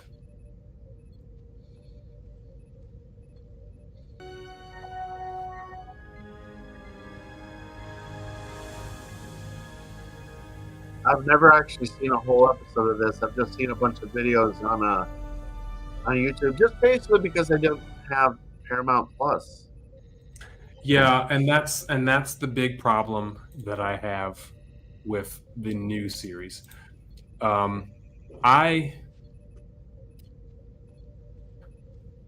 when I was flying to the States from Germany, when I was stationed there, it was on the onboard entertainment. So I thought, oh, Picard, great, let me watch this. And so I watched the whole first season. And then another time I flew, I tried to start the second season, and then I think I got maybe 1 or 2 episodes in, and I haven't been able to watch it since. I have not been able to see full episodes online, and I don't want to spend the money to get Paramount Plus, especially when it's a bullshit subscription, because you pay for it. I don't care about anything else. All I want to see is the Star Trek stuff. So I'm not going to pay all this money just to see 2 series, and then you still get commercials. Like, the whole point of paying for a streaming service is to not have to worry about commercials.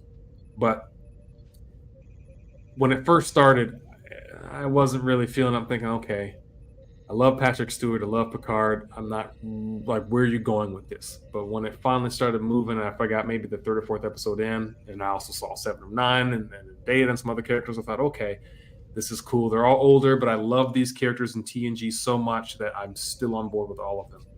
I just wish I could have seen the rest of season 2 and season 3 because, like you said, I've been seeing clips on YouTube and they are amazing. I'm going to play one of them here, but they're amazing. I think like, oh man, I'm totally missing out on this because I want to see it.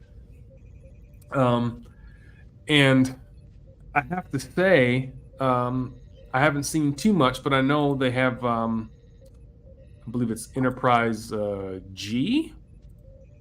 I don't know what happened with F, but I guess they've got Enterprise G in this one, and apparently 7 of 9 is the captain of this fine vessel. Yeah. But it looks like it's like a combination of the Enterprise E, but it kind of halos back to the Constitution, not the Constitution class, but the refit, the Enterprise A. When you look at the nacelles. Yeah. The nacelles are a little bit on the strange side, but overall, it's appealing design. I kind of like how they have the pylons attached more towards the middle. That's That's kind of interesting. It looks more like a frigate. It looks more like a head. No, it kind of looks like a very mission specific like vessel, like not necessarily for exploration. It looks like a combat vessel to me. It's got like a kind of a just the angular design looks very, very rugged, like it could take a hit, you know. But yeah, I like the design. I haven't seen much of Picard other than like what I've seen for YouTube videos from the latest season. I saw most of it, and it did look quite incredible, but not enough for me to I can't afford another, subscription package. and fee. Yeah, I do like what they did with Worf. The Tower of Worf is quite impressive. very cool. Yeah, I'm not sure about Data, like the whole thing shtick with Data. It's just I'm not too sure about that. I mean, everyone else looks the way they're supposed to look. well, I mean, the problem is when you have someone who's supposed to be an android not supposed to age, But I mean, I don't know the story what they did behind it, but it would make sense if they said something like, he just like how he was able to eventually get emotions. Maybe he did something to alter his parts so that way he looked like he was older to match. I don't know, but I really want to talk about Picard versus Star Wars right now because I think Star Trek did it right. When you look at just write this picture right here, just seeing the whole cast together. We never really got that with the sequels of Star Wars. All we wanted, think about it. We never saw Han, Luke, Leia, and Lando all together at once. We never got it. And I think that they really missed an opportunity there because seeing this whole cast together, especially in this next clip that I'm about to show, it was a beautiful thing. And with the first time I saw the scene, it almost brought me to tears because it was so awesome to see the whole crew and cast together again. And Star Wars missed the mark. They never gave us that. And that's what they needed to do. Even when you look at Finn, Poe, Rey, all of those people, they didn't finally team up and go on a mission or an adventure together until the Rise of Skywalker, like towards the end. Like, why do we have to go through 3 whole movies before we saw all the stars get together and team up? And then we never got to see our original crew, who was always together. Even if they went off on their own side missions, they always came back together. They always met up, and we didn't get that in the sequels. And that's where Star Wars failed. Before you play the clip, it seemed like they were bound and determined not to give us fan service. Yeah, like there was something wrong about giving us fan service. I mean, everyone wanted the original cast together, and none of that worked out. They just why don't we kill him off, and then why don't we kill him off, and then Carrie Fisher died, so let's kill her off, and it's just sort of like. And now it's not even possible. We can't even get them together now. It's never going to happen again. And it's really sad that you have scenes and moments where you see all of them on the Falcon or all of them together hugging and stuff, and the sequels come along and we never got to see them all together again. It really sucks. And in Star Wars, they failed there. They really messed up, and Star Trek did it right. And sure, they're all old, but they weren't shoehorned in or anything. They all had a legitimate role, a planned out purpose, and they were all together. Let me play this scene because I think it's beautiful.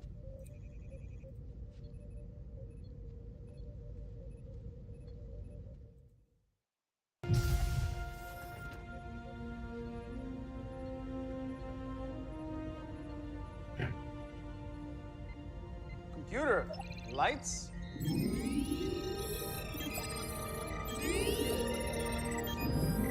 And the music too.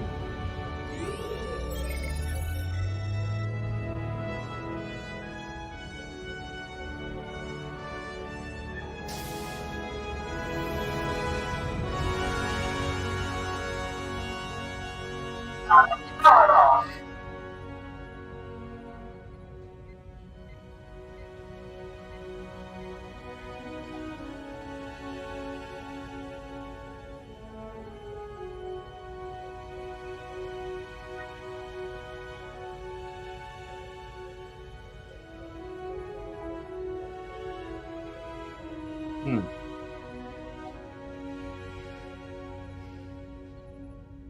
And they showed everyone's face. Is the bridge smaller or am I just bigger?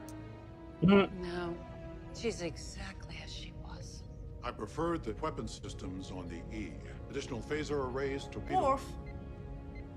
She is perfect, Geordi.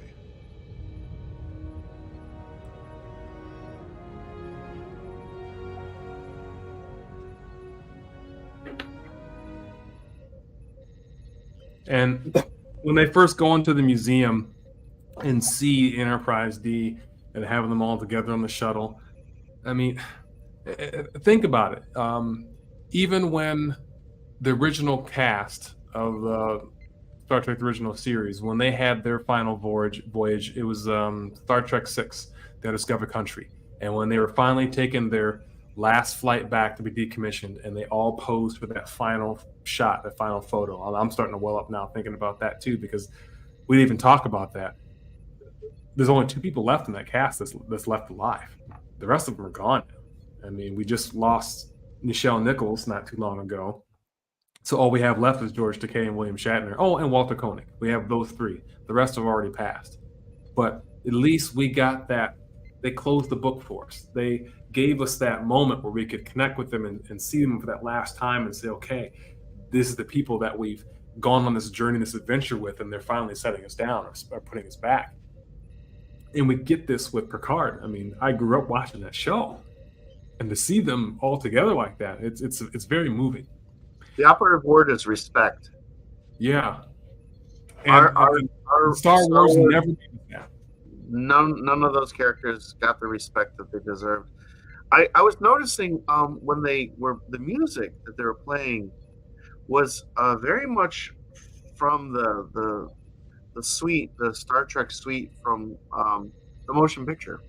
Some of the music, like the original, the Next Generation theme was from the theme from Star Trek the motion picture. They had repurposed it from that movie. And some of the music that they had repurposed in that scene was music that was never like used in Star Trek the Next Generation. It was sort of like it was a really nice little homage to again, like respecting the past and respecting the characters that a lot of us have grown up with and come to love, and they did it right. I would agree. Yeah. And even though all of those, actors are older, I mean, Gates McFadden doesn't even look like herself. I mean, so much whatever work she had done. But the fact that they were all there, and it's almost it's an homage to them and what they did, when they were on the air. But it's also a way for us to kind of show our appreciation and thank them too for their contribution to society just by doing that show. And I know all of us wanted to do that with Star Wars too. but they never gave us the chance to. They never gave us what we really wanted. And they always say that the worst critics are Star Wars fans, but we're the worst critics because to me, it's so obvious what they should be giving us in Star Wars, and they just don't do it. And they're trying their best to try to redeem themselves with the series now. Like Ahsoka was by far the best series we've gotten so far. I did not expect much out of Andor. I thought Andor is just a character I'm not too interested about. But they did really well with that show too. I mean, Book of Boba Fett was just trash. But and honestly, Obi-Wan, I've got a lot of criticism about Obi-Wan too. But Ahsoka and Andor, good shows. Obi-Wan, still good entertainment value. So Star Wars is doing their best to fix things. And the best thing they did was actually give us Anakin the way he should have been portrayed in the prequels, in Ahsoka. I mean, they used Anakin right in Ahsoka, and that's the one time I wasn't gonna throw up, listening or watching Anakin on screen, because it was very good in Ahsoka. And then it's nice that he's able to redeem himself with that, because yeah, he's older now, but he was playing a younger version of himself. But he did it well, and they gave him an opportunity. They gave us the Anakin that we should have had in the 2000s. Look, and it's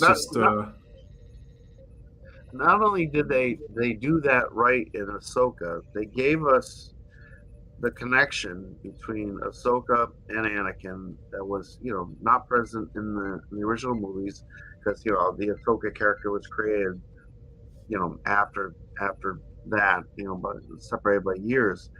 But not only did they do that, but they connected it to the Clone Wars, and they even saw fit to introduce young Ahsoka from the Clone Wars, and they tied everything together, along with the legacy of Vader, and reconciled, Ahsoka's feelings regarding her training. They really adjust a lot. And the saber fighting. The saber fighting made so much more sense in Ahsoka than any other thing we've seen. I've seen a lot of people out there who, like us, thought the series was excellent and loved it, but there's a lot of people out there that just didn't really care for it, and I'm just like, I just don't know what people want anymore. I mean, because they could have easily dropped the ball and given us complete crap, but I really felt like, was the series absolutely perfect? No, but I mean, it gave us some like real powerful moments. I mean, that one episode, that episode 5, is probably that was a cinematic tour de force in an episode where actually, if you think about it, like very little happened, but they concentrated on the emotion of like, we know that people want to see Anakin, and we don't want to do this. They did it right, and everyone was just so shocked by how. The thing is people are already going to have their own opinion of what they feel like it should be. For instance, the sequel trilogy, I thought it was messed up from the start. Before I even saw it, when I heard that they weren't doing like what Commander Dale says, when I found out they weren't doing the Heir to the Empire, Timothy Zahn books story of the sequel, I automatically knew like this is not gonna be good, and I was right. And I wish they would, and I think they're gonna try to kind of get back to that a little bit, which would be nice. They're gonna retcon some stuff, But something that I would like to see happen is I wish I understand that it was a Skarsgård or whatever, or Nicholson, whoever does Thrawn. Sure, he's got the voice, but they should have used someone else to do the live action, to be the live action actor for Thrawn. He's a bit of a disappointment for me, to be honest with you. And I love Thrawn, and he's a beloved character for me because I read all of his books, and he's an amazing character. But I don't think that the current actor was really the right choice to play that role in live action. I want to acknowledge what Ike here says. This is getting back to Picard. As a fan, I felt like they respected and cared about the fans. And I think this is very true.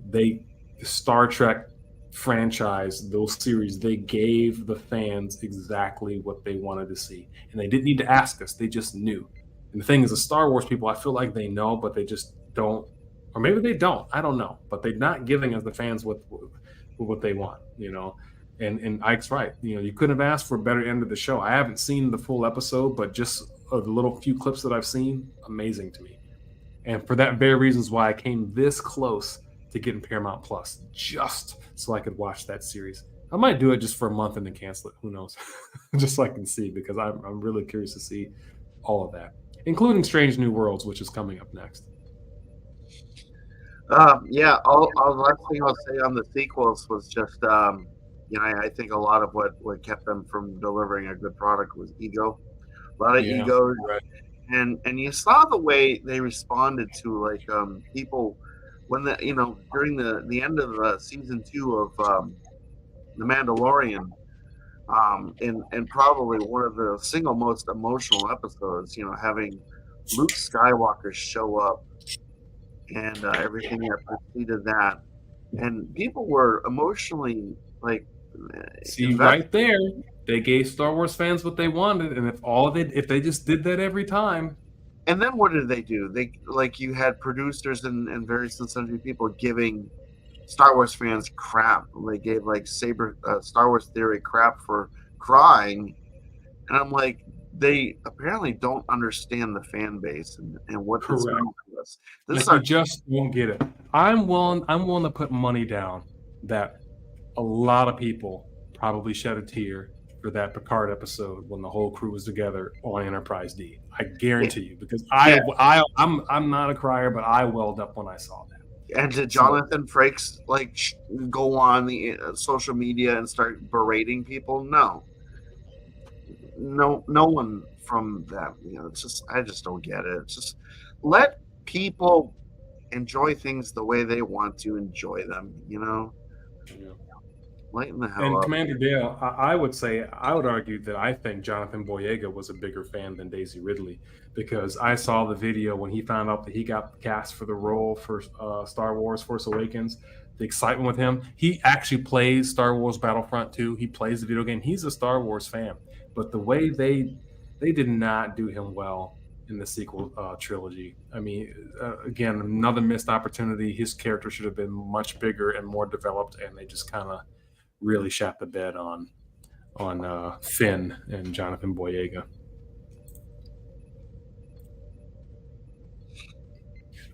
Yeah, Ike says it's worth it. Honestly, it'd be nice if they did like a free trial, so I would just try to like binge watch the whole series in like a day and then cancel the. Yeah. Okay, so that's Picard, and honestly, it looks like it's. I don't think it's probably not a great Star Trek show on its own. I think it's only good because we're all connected to it from the TNG that we've known. I think if the show had just started and we didn't have the Next Generation before that, I don't think Picard would be anything special. But it is because we're reconnecting with something that we grew up with, and that's a beloved show for so many years for a lot of us. Okay, so that's it for Jean-Luc Picard. Let's see what's next. Oh, saber alert!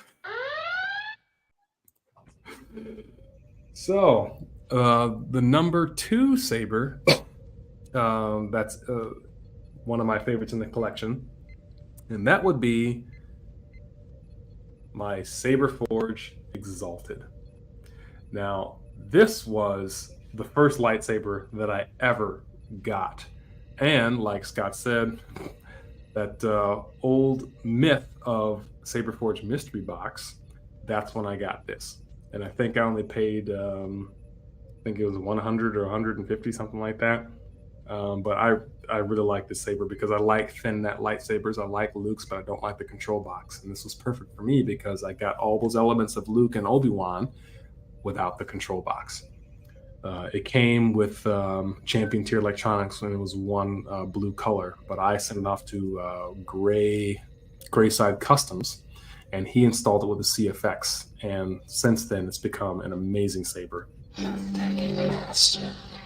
This is Mystic Master by BK Saber Sounds.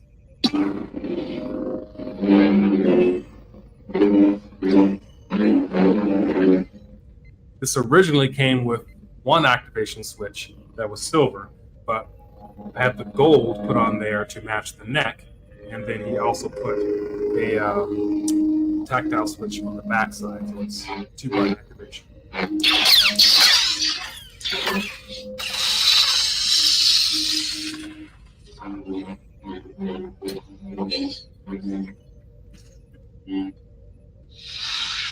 So that's my number 2. I'll probably hold on to this one as long as I'm into Star Wars and sabers and whatnot. So my number 2 favorite lightsaber right there.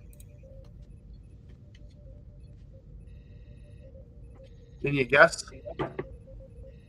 Your number 2?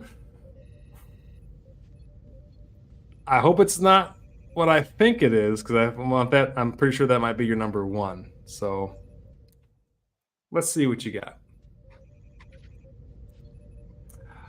Of course, I knew it was going to be one of the GCSs. It was my Dark Side Vector, and which is no longer in production.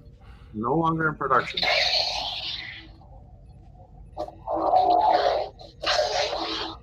I forgot what BK Saber Sounds calls this sound file. It's one of the recent Dark Side sound files that he came out with.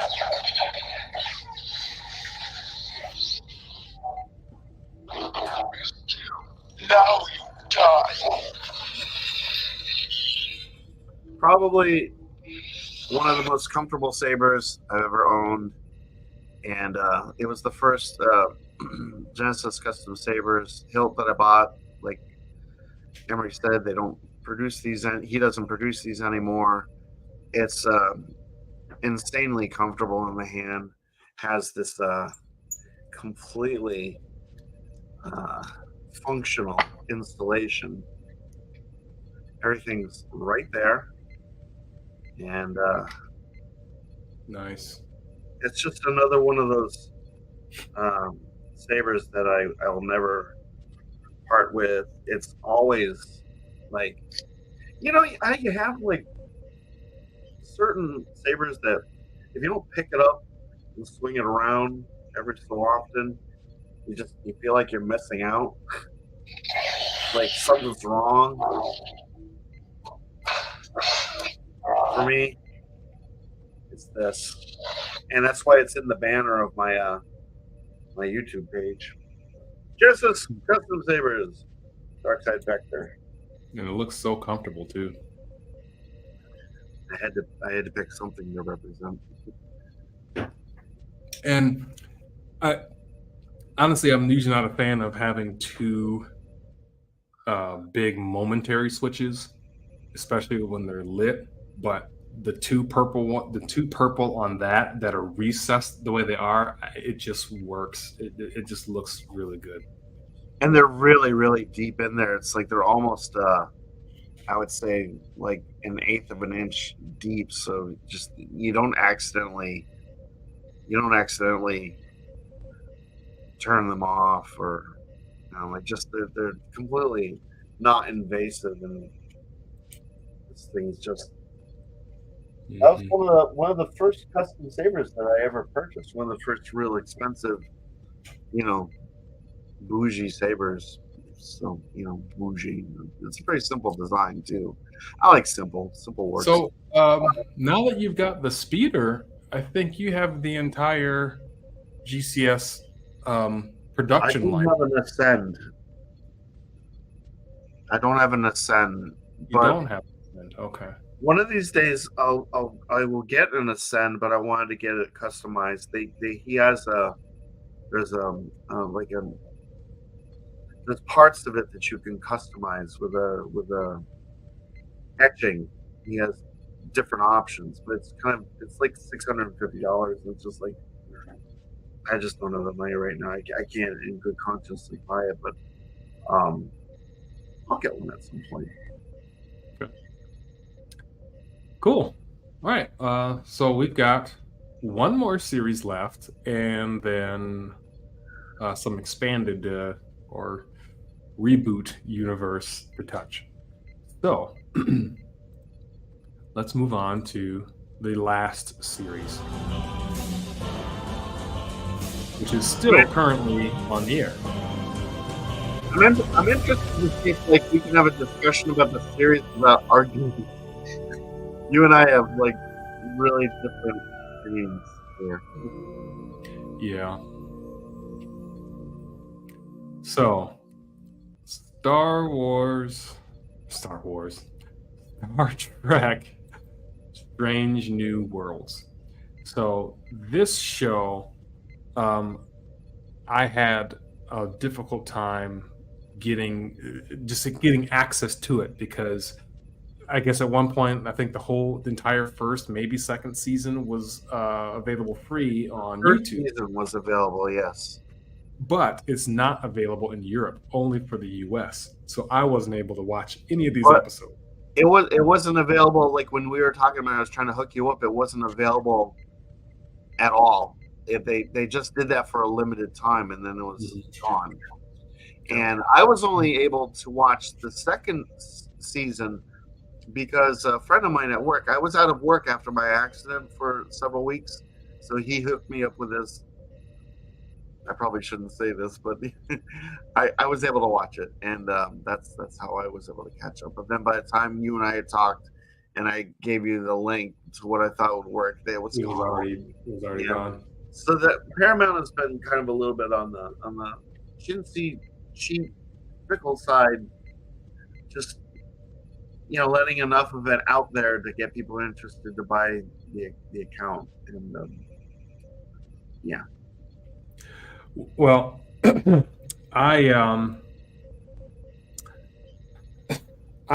I went back to over the summer, I was in the States for some training, and I eventually went home to visit family.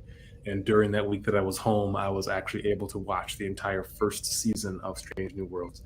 I will admit, when I first started watching, I thought, okay, I don't like this show. I don't like this cast. I'm not really getting into this at all.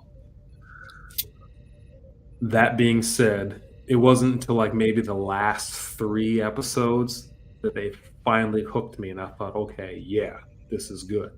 Especially when the season finale was kind of like an alternate route or branch of the timeline that we currently know, and we're looking at it from another perspective, and I thought that was really cool how they did that. I didn't particularly care for the actors that they used to portray the original characters that we know, like Kirk and stuff, but I thought it was really cool what they did there. I guess we're not going to spoil too much here because we've got some people who haven't seen it yet. I have not seen the second season, but I'll say after the last 2 episodes of the first season, I was dying to see what season 2 was all about, and I just haven't gotten there yet. So again, that's another reason why I might do Paramount Plus just for a month so I can watch all these shows and then probably cancel after that, unless they stick me and say, oh, you have to pay for a year. If they do that, then I won't bother. But if it's monthly, then yeah, I'm gonna check it out. Yeah. Now, go ahead. I was just gonna say the series hit for me right from the get-go. I really enjoyed it. There was of the entire run, there was maybe like 4 episodes which I could have done without. I won't get too specific, but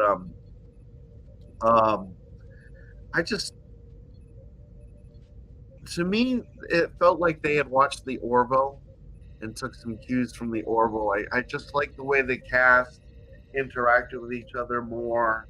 They had social events, they drank, they had issues, they talked to each other. It was just very much like what you tend to miss from any other Star Trek series. They just seem like actual human beings on the ships. They have relations. The Orville comparison, yeah, you're right. Yeah, And I remember specifically there was an episode where they're having a party at the captain's quarters or something like that, and they were all we had eating several. for someone's birthday, and I thought that was really cool that they were all hanging out like that.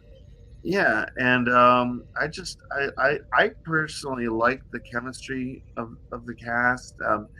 You had mentioned that it was a little bit heavy on the.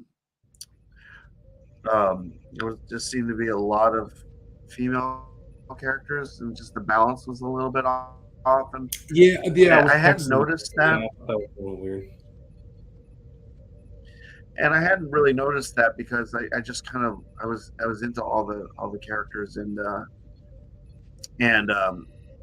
I can't recall without being too specific, and this won't ruin anything for anybody because it's just more or less like what the episode was, but doesn't explain what happens in it. I don't know if it's the first season or second season, but there's a episode where they basically recreate what the hell? I can't remember the name of the original series episode. It was why did I had it in my brain and then it went with the Romulans. Balance of Terror.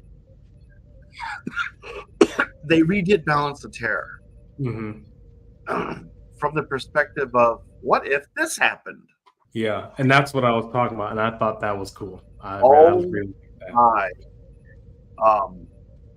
And also getting a different perspective of the Romulans too. I Yeah. had no idea like that. I mean, wow. And that's pretty much like one of the first real exposures you have to the guy that plays Kirk on this show. In the second season, he'll grow on you. He really will because he keeps reappearing for various reasons. And there's a few episodes that again wibbly wobbly, timey wimey. I don't. The thing is, it's like I'm having a hard time remembering much about the season. Either season. I just remember thoroughly enjoying it. And the second season just ended with it was just. I just remember it was like Cliffhanger City. So much shit's going on, and who would have thought that the what the fuck what are they called the lizards? The Gorn. The Gorn would be the big bad. Yeah, and the way they depicted them, because of course I was thinking about the original series, but it wasn't that at all. I mean, they were actually like legit terrifying. Yeah, terrifying. And the way they're born and stuff, they really made that seem like something out of Aliens, like scary. Like you do not want to mess with this species. Yeah, I just a lot of the beats of that show. I really like Captain Pike. I like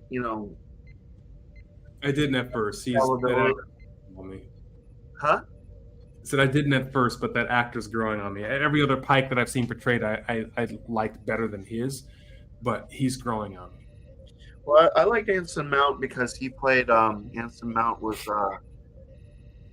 I can't remember the name of it, so I'm starting to get a little bit hungry and my brain's starting to collapse. But I can't remember the Western that he was in. It was the one with the train, and then he was in he plays Black Bolt in the Marvel Universe, and he's just been kind of around, and I've really gotten used to that guy and the various and sundry things that he's done. But yeah, that show really hit for me. I liked a lot of what they did with the doctors. Are two of the more interesting. Nurse Chapel and the doctor. I can't remember his name. I'm not a fan of. I didn't like the Nurse Chapel at first, but she was growing on me too. Again, all the characters are kind of growing on me. Although the Uhura thing was weird. I'm not really sure why she's on the ship, and I don't know. The timeline thing is all kind of throwing me off there. But yeah. They do a lot of character development with Uhura, and I don't know. I think it's a solid show, and I think they're delivering that show with a degree of respect and care that again was completely lacking in the Star Wars sequels. It seems like producers of these shows are starting to realize that they kind of need to deliver what we want, or at least try to. At least try, yeah. Like I just think that I've seen shows outside of the realm of Star Wars and Star Trek, that where you kind of go like, what are you doing? I mean, this isn't anything that anybody wanted. You take a property and you drop out all the interesting bits, and then you just spoon feed some garbage to people. And I think everyone's kind of sick of that, and we won't show up and we won't watch that crap anymore. We need them to put forward a better effort if they want our money these days. Otherwise, we'll show up with pitchforks and torches and spoiled fruit. Because we're angry. There was a request for a clip, but I think I found a little something that might work. So I will share that with Ike with the clips with the group here. So let's see. Remove that, and then I'm going to add this to the stage, and I'm going to play.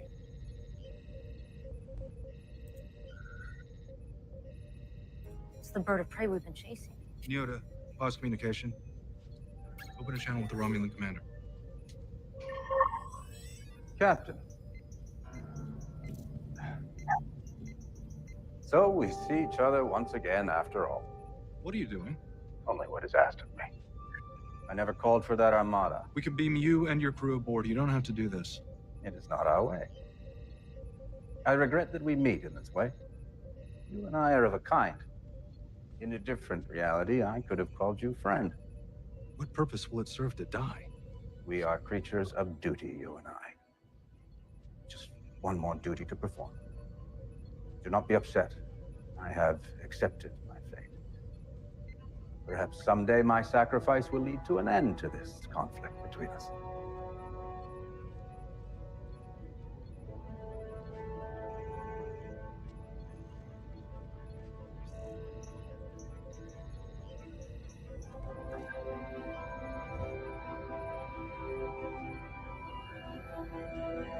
They're powering up weapons.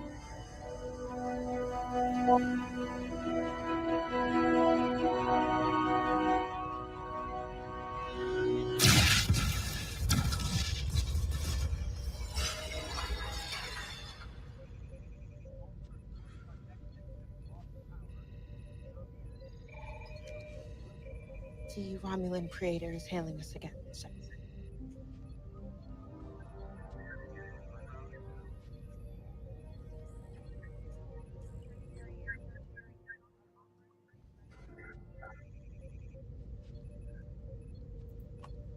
Yeah, so pretty cool, dramatic stuff. But so speaking of the ship, I like the design of this. Separate from the reboots, it actually looks like a modern version of the Constitution class from the original series. I mean, I really like what they did with the red in the front of the nacelles there, with the kind of spins, the way the deflector dish kind of looks the same, but the warp nacelles are coming off at an angle as opposed to going straight up. I thought they did really good with this design here. Yeah. Not only that, any close-ups that you see of the ship, it really kind of looks like the ship's kind of like more of a hodgepodge. It looks more like something NASA might build, with all the panels and everything, and it kind of looks like they have to go in there and like replace panels and stuff. It has a little bit of a Millennium Falcon vibe close up. Oh, the bridge is a nice homage to the original bridge. I absolutely agree with that, because the reboots they went gangbusters on that bridge, but this one looks and feels like the original, but it's cleaner and more modern. You can tell it's new, but it still looks like the old design. And look at the position of the turbo lift is exactly where it was on the original series. I don't think there's any difference between that captain's chair and the original. I think if you put it side by side, don't do it. But I think if we were to look at this side by side, I think you'd see a lot of real similarities. Mm-hmm. I do like the first officer. I like her character. That actress plays the part well. The Spock is okay. The Doctor's kind of weird to me. There's some episodes of Spock in season 2 which are you will just see a side of Spock that you never thought, but none of it is like outside of the realm of what could have been with the original series. It's just they really explored that character. You know, Mm-hmm. they actually explore every single one of these characters in turn, and kind of like flesh out why you should like care about them. And I just wanted to go back when they showed the Romulan commander. I couldn't help but think of Galaxy Quest. And this is the way we talk to you. You know, he looked like one of the aliens from Galaxy Quest. Oh, Galaxy Quest! I haven't seen that one. Good old Tim Allen. I haven't seen that in forever. Oh, that movie's a classic. Yeah. So that's Strange New Worlds. I think it's definitely worth a watch. My brother really, pushed me to watch it, and I told him after the first couple episodes, I said, I cannot get into the show, and he said, just keep watching, trust me. And he was right. When I got to the end of that first season, I thought, okay, why didn't they open with this? Why didn't they start like this? Because it's much better. He wouldn't listen to me. He got indignant with me. We were like typing about each other. I just was like, all right, I'm gonna back off. So we've got one more segment to hit before we reveal our number one saber, and that is going to be the reboots.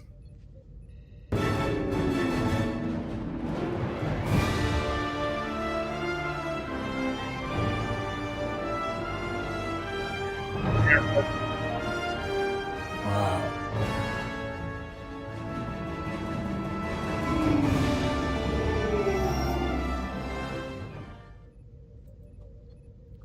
So these came out in around 2010-ish, somewhere around there, 2009. I think it was 2010, or somewhere around there. And at first, when I heard, oh, what? They're going to do another Star Trek, but it's going to be when they were cadets or before they actually got on the Enterprise, this is a bad idea. But I went to the theater, watched it, and I like what they did with the whole alternate timeline thing, and I think they did very well with it. I really liked the reboots, all of them. I mean, the Into Darkness was an amazing movie. The first one was a great movie. The last one, Star Trek Beyond, my least favorite of the three. I like that one because I don't know. It's just for some reason, mostly because I thought it was going to be like complete trash, and I actually enjoyed it. It was just the storyline. It was kind of weird to me. But Idris Elba, of course, the amazing actor that he is, yeah, I mean, played the part extremely well and made that a nice, movie. The design of this ship, I just don't know. Like outside, it's kind of it is what it is. It's the interior scenes that don't make any sense to me. Like the bridge is right. The outside looks good. I like what they did with it. But that bridge, what were they thinking? That is just nothing remotely close to where the technology should have been, and also based off of what we've seen in the previous. I mean, for instance, like he's still riding like a regular motorcycle, but yet they've got this. Everything is touchscreen and glass, and they've got these little earpieces that have these little eye things in front of them. It's just all too much, and I just think they Power Rangers to me.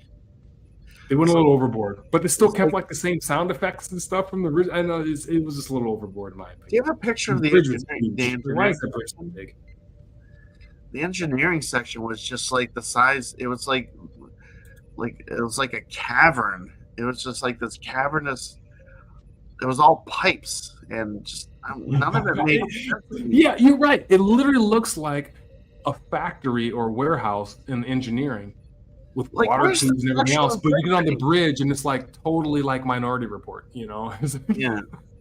Touch screens, and it's like Tony Stark is, flicking stuff in the air and moving stuff around. It just doesn't quite match up. I mean, unless the interior of the Enterprise from these movies is dimensionally transcendental like a TARDIS, Like it just where are you getting all this space from, and how are you making the ship structural integrity? There's not enough support structures or frames, or it just was just so open, and it was like when I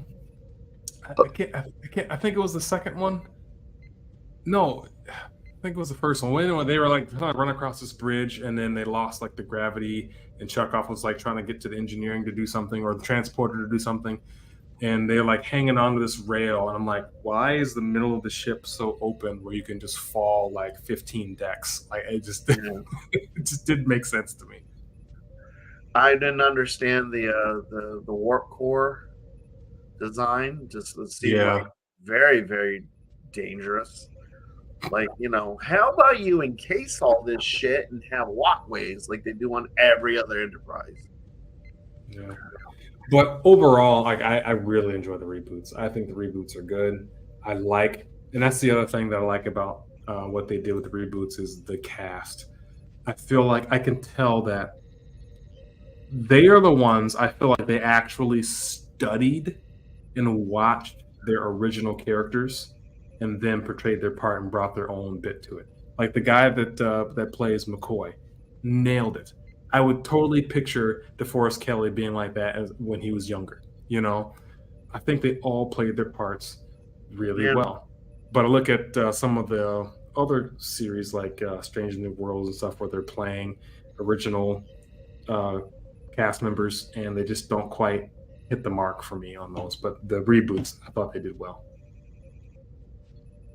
Yeah, it's a shame about Anton Yelkin, though.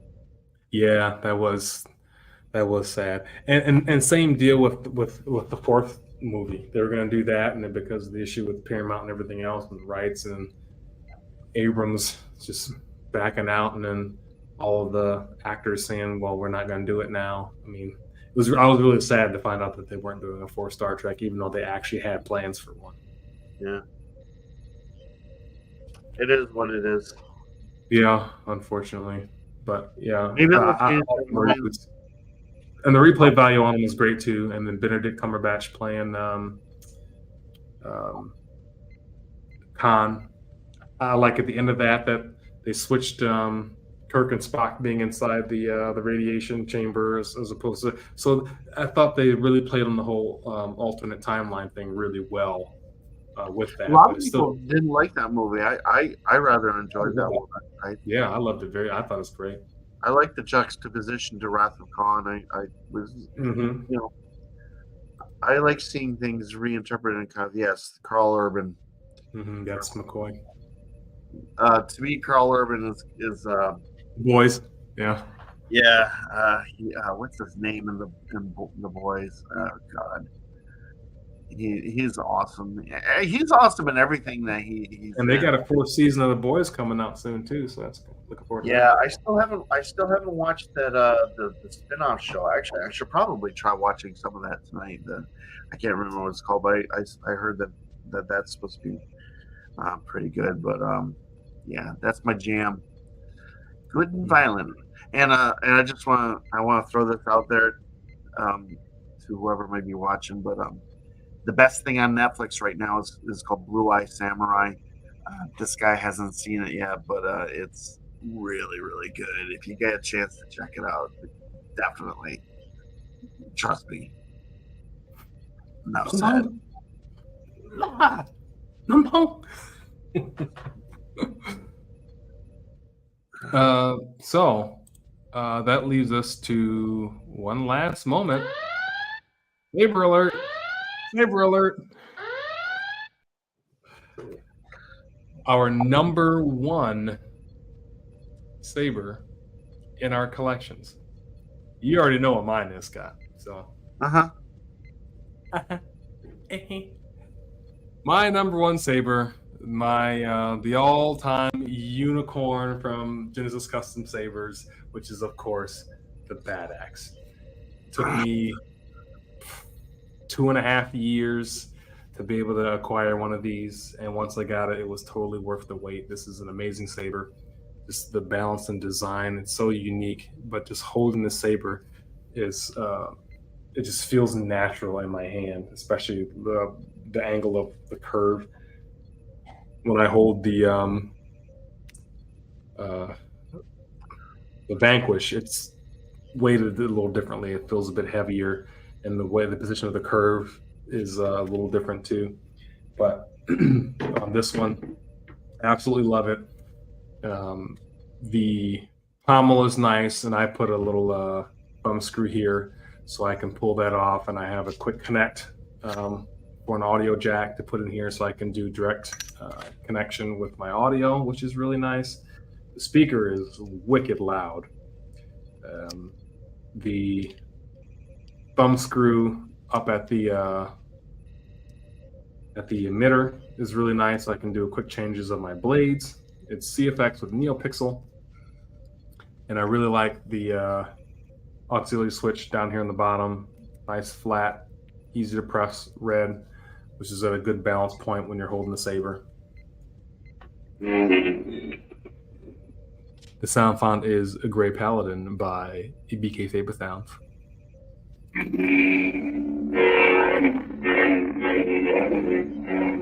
I think I've got the speaker down to like 70%, and it's still loud.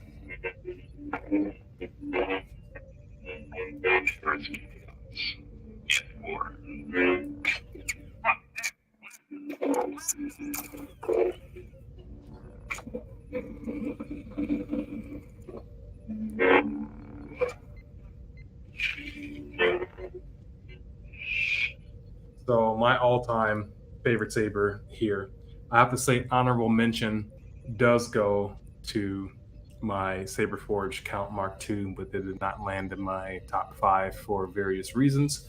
But the Bad Axe is by far #1 saber. I use this the most. It feels the best, looks the best, performs the best.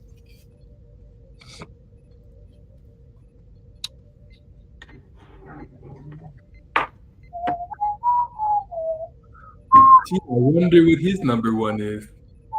Oh, I was supposed to come up with something. Oh. You can go. Nah. All right. So, what is your guess? I would like to think that it's also a Bad Axe, but you could surprise me because it's probably one of your corn horns. What does everybody in the comments think? What do you think? Do you think I got going on over here? I'm gonna give you 5 seconds. 4, 3, 2, 1. Okay, I'm about to let everyone in on the secret. Oh, right. This is the Sabermock Spectre. Your alter ego, your Kanan Jarrus. Installed with CFX. It's NeoPixel, of course. And You're making it easy on me. You're making it easy on me.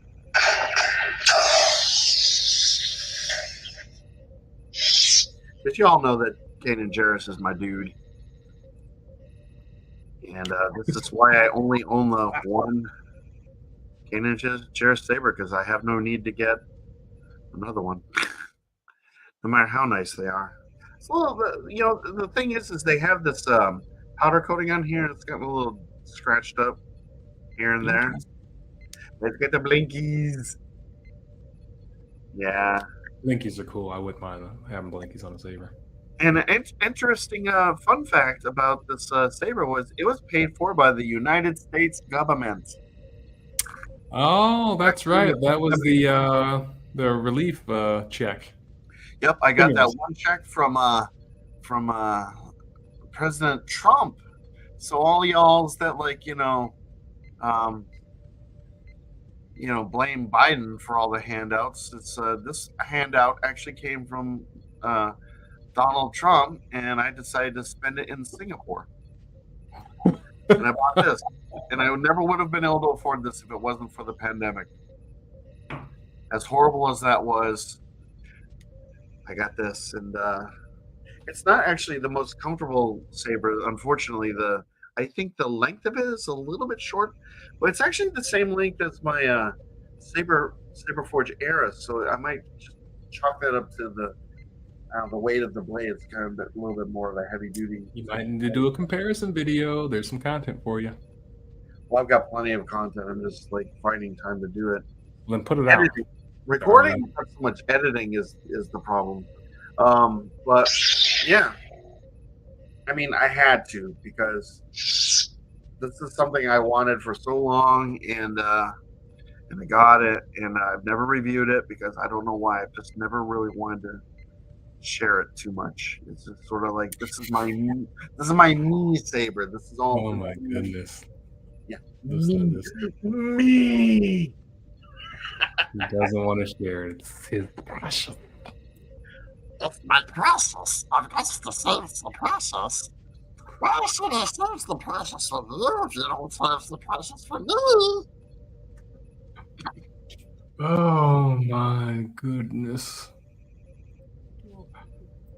Wow, so we covered, gosh, how many series was that? The original series, Next Generation, Deep Space Nine, Voyager, Enterprise, Discovery, Picard, Strange New Worlds, and reboots. That's 9. What is Star Wars up to now? So they got Clone we didn't Wars. even do Below Decks. We got Rebels, Mandalorian, Ahsoka, Andor, Obi-Wan, Jedi Tales. What's that little kitty one? They got 2 kitty ones. I can't remember the names of them. So Star Wars is caught up now. Star Wars has a good number of series. Not all of them live action because some of the, I think 3 or 4 of those are animated. So I would say to you, to the general public, what do you think? Star Trek or Star Wars? Now, me personally, I think it's apples and oranges because they both, do their own thing. But if you had to choose one, what would it be? Doctor Who or Star Wars? Between those 2 options. Sorry. Sorry, jumped the gun just a bit. Yeah, I mean it's really a tough call, but I think when it comes to just sheer content and narrative, Star Trek. But when it just comes to but let's just face it, as nice as Star Trek is, Star Wars is just cool. You get lightsabers, you get the Force, and all these crazy things that hand phaser. This disintegrates people and communicators. It's. If I turn this thing on, I could disintegrate you. If I could aim it. There we go. Pew pew pew pew pew. I don't know. It's kind of like if either of those shows were removed from my brain, all of this would just kind of melt. Because I've got predominantly 3 shows that make up my nerd qualifications: Star Wars, Star Trek, and Doctor Who. Without any one of those 3, I'd probably have an aneurysm and die. I think what's fair to say, Star Wars has better movies, Star Trek has better series. Well, I'm saying better movies thinking about the trilogy, the original trilogy. I mean, the rest of it's kind of garbage, but I don't know. It's a difficult choice, but I mean, as bad as Star Wars has been for us in some cases, we still just love it. I mean, we just cannot. I have not been able to forsake Star Wars, even through all of their shortcomings on the things that and their failures. It's still Star Wars, and it's a part of me that I love, and I just can't turn my back on it. And I would say that the ratios of failure between certain Star Wars and certain Star Trek properties, it's kind of more or less balanced out. I mean, there's been some duds in both of them, but then there's been some shining beacons of hope and joy in both of them. And I'm with you. I accept. I don't deny certain things. I mean, if I enjoyed it, I enjoyed it. If I didn't enjoy it, I didn't enjoy it. It's like Obi-Wan wasn't your jam, then that's fine. Strange New Worlds isn't your jam. Live and let live. But as properties go, they're the spice of life, and they just kind of make it worth sticking around on this increasingly difficult rock that we're all imprisoned on, and until our final day. It's nice to have things that you can enjoy from time to time. Yeah.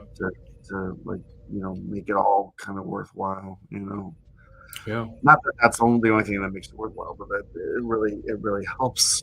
It really does. So go watch the Orville, and then we'll and you can get back to us and tell us what you think. Yeah, The Orville is an amazing show, and honestly, if we had the time, I was really wanting to keep this down to 2 hours, and looks like we're running on 3. But I would have loved to do some parallels and comparisons between Orville and Star Trek because there's a lot in there. That's another video. I think that's or another live stream, because that's a topic. Mm-hmm. Wowzers! It's such a great show. I mean, I wish we could have gotten 7 seasons out of Orville, but instead it got shortchanged like the original series, and we only got 3 so far. But yeah, we need to reward us. Yeah, but I think this is I think we had a very good discussion tonight. Thank you, Scott. This is a joy to talk Star Trek, and this could have been a huge 8-hour discussion about things, but I think we covered a lot, and we got to share some sabers and talk some Star Wars in there too. Yep. Yeah, that's what it's all about. Yeah. So we want to thank everyone for joining us, and please feel free to comment after this is gone up after the live stream, and give us your likes and check out our channels. We have lots of Star Wars and lightsaber content, and check out some of our other live streams where we actually do talk about the Orville and everything else too. So there you go. Cool. Do that. Thank you, everybody, and have a great night. May the Force be with you, and live long and prosper. Live long and prosper, my friends.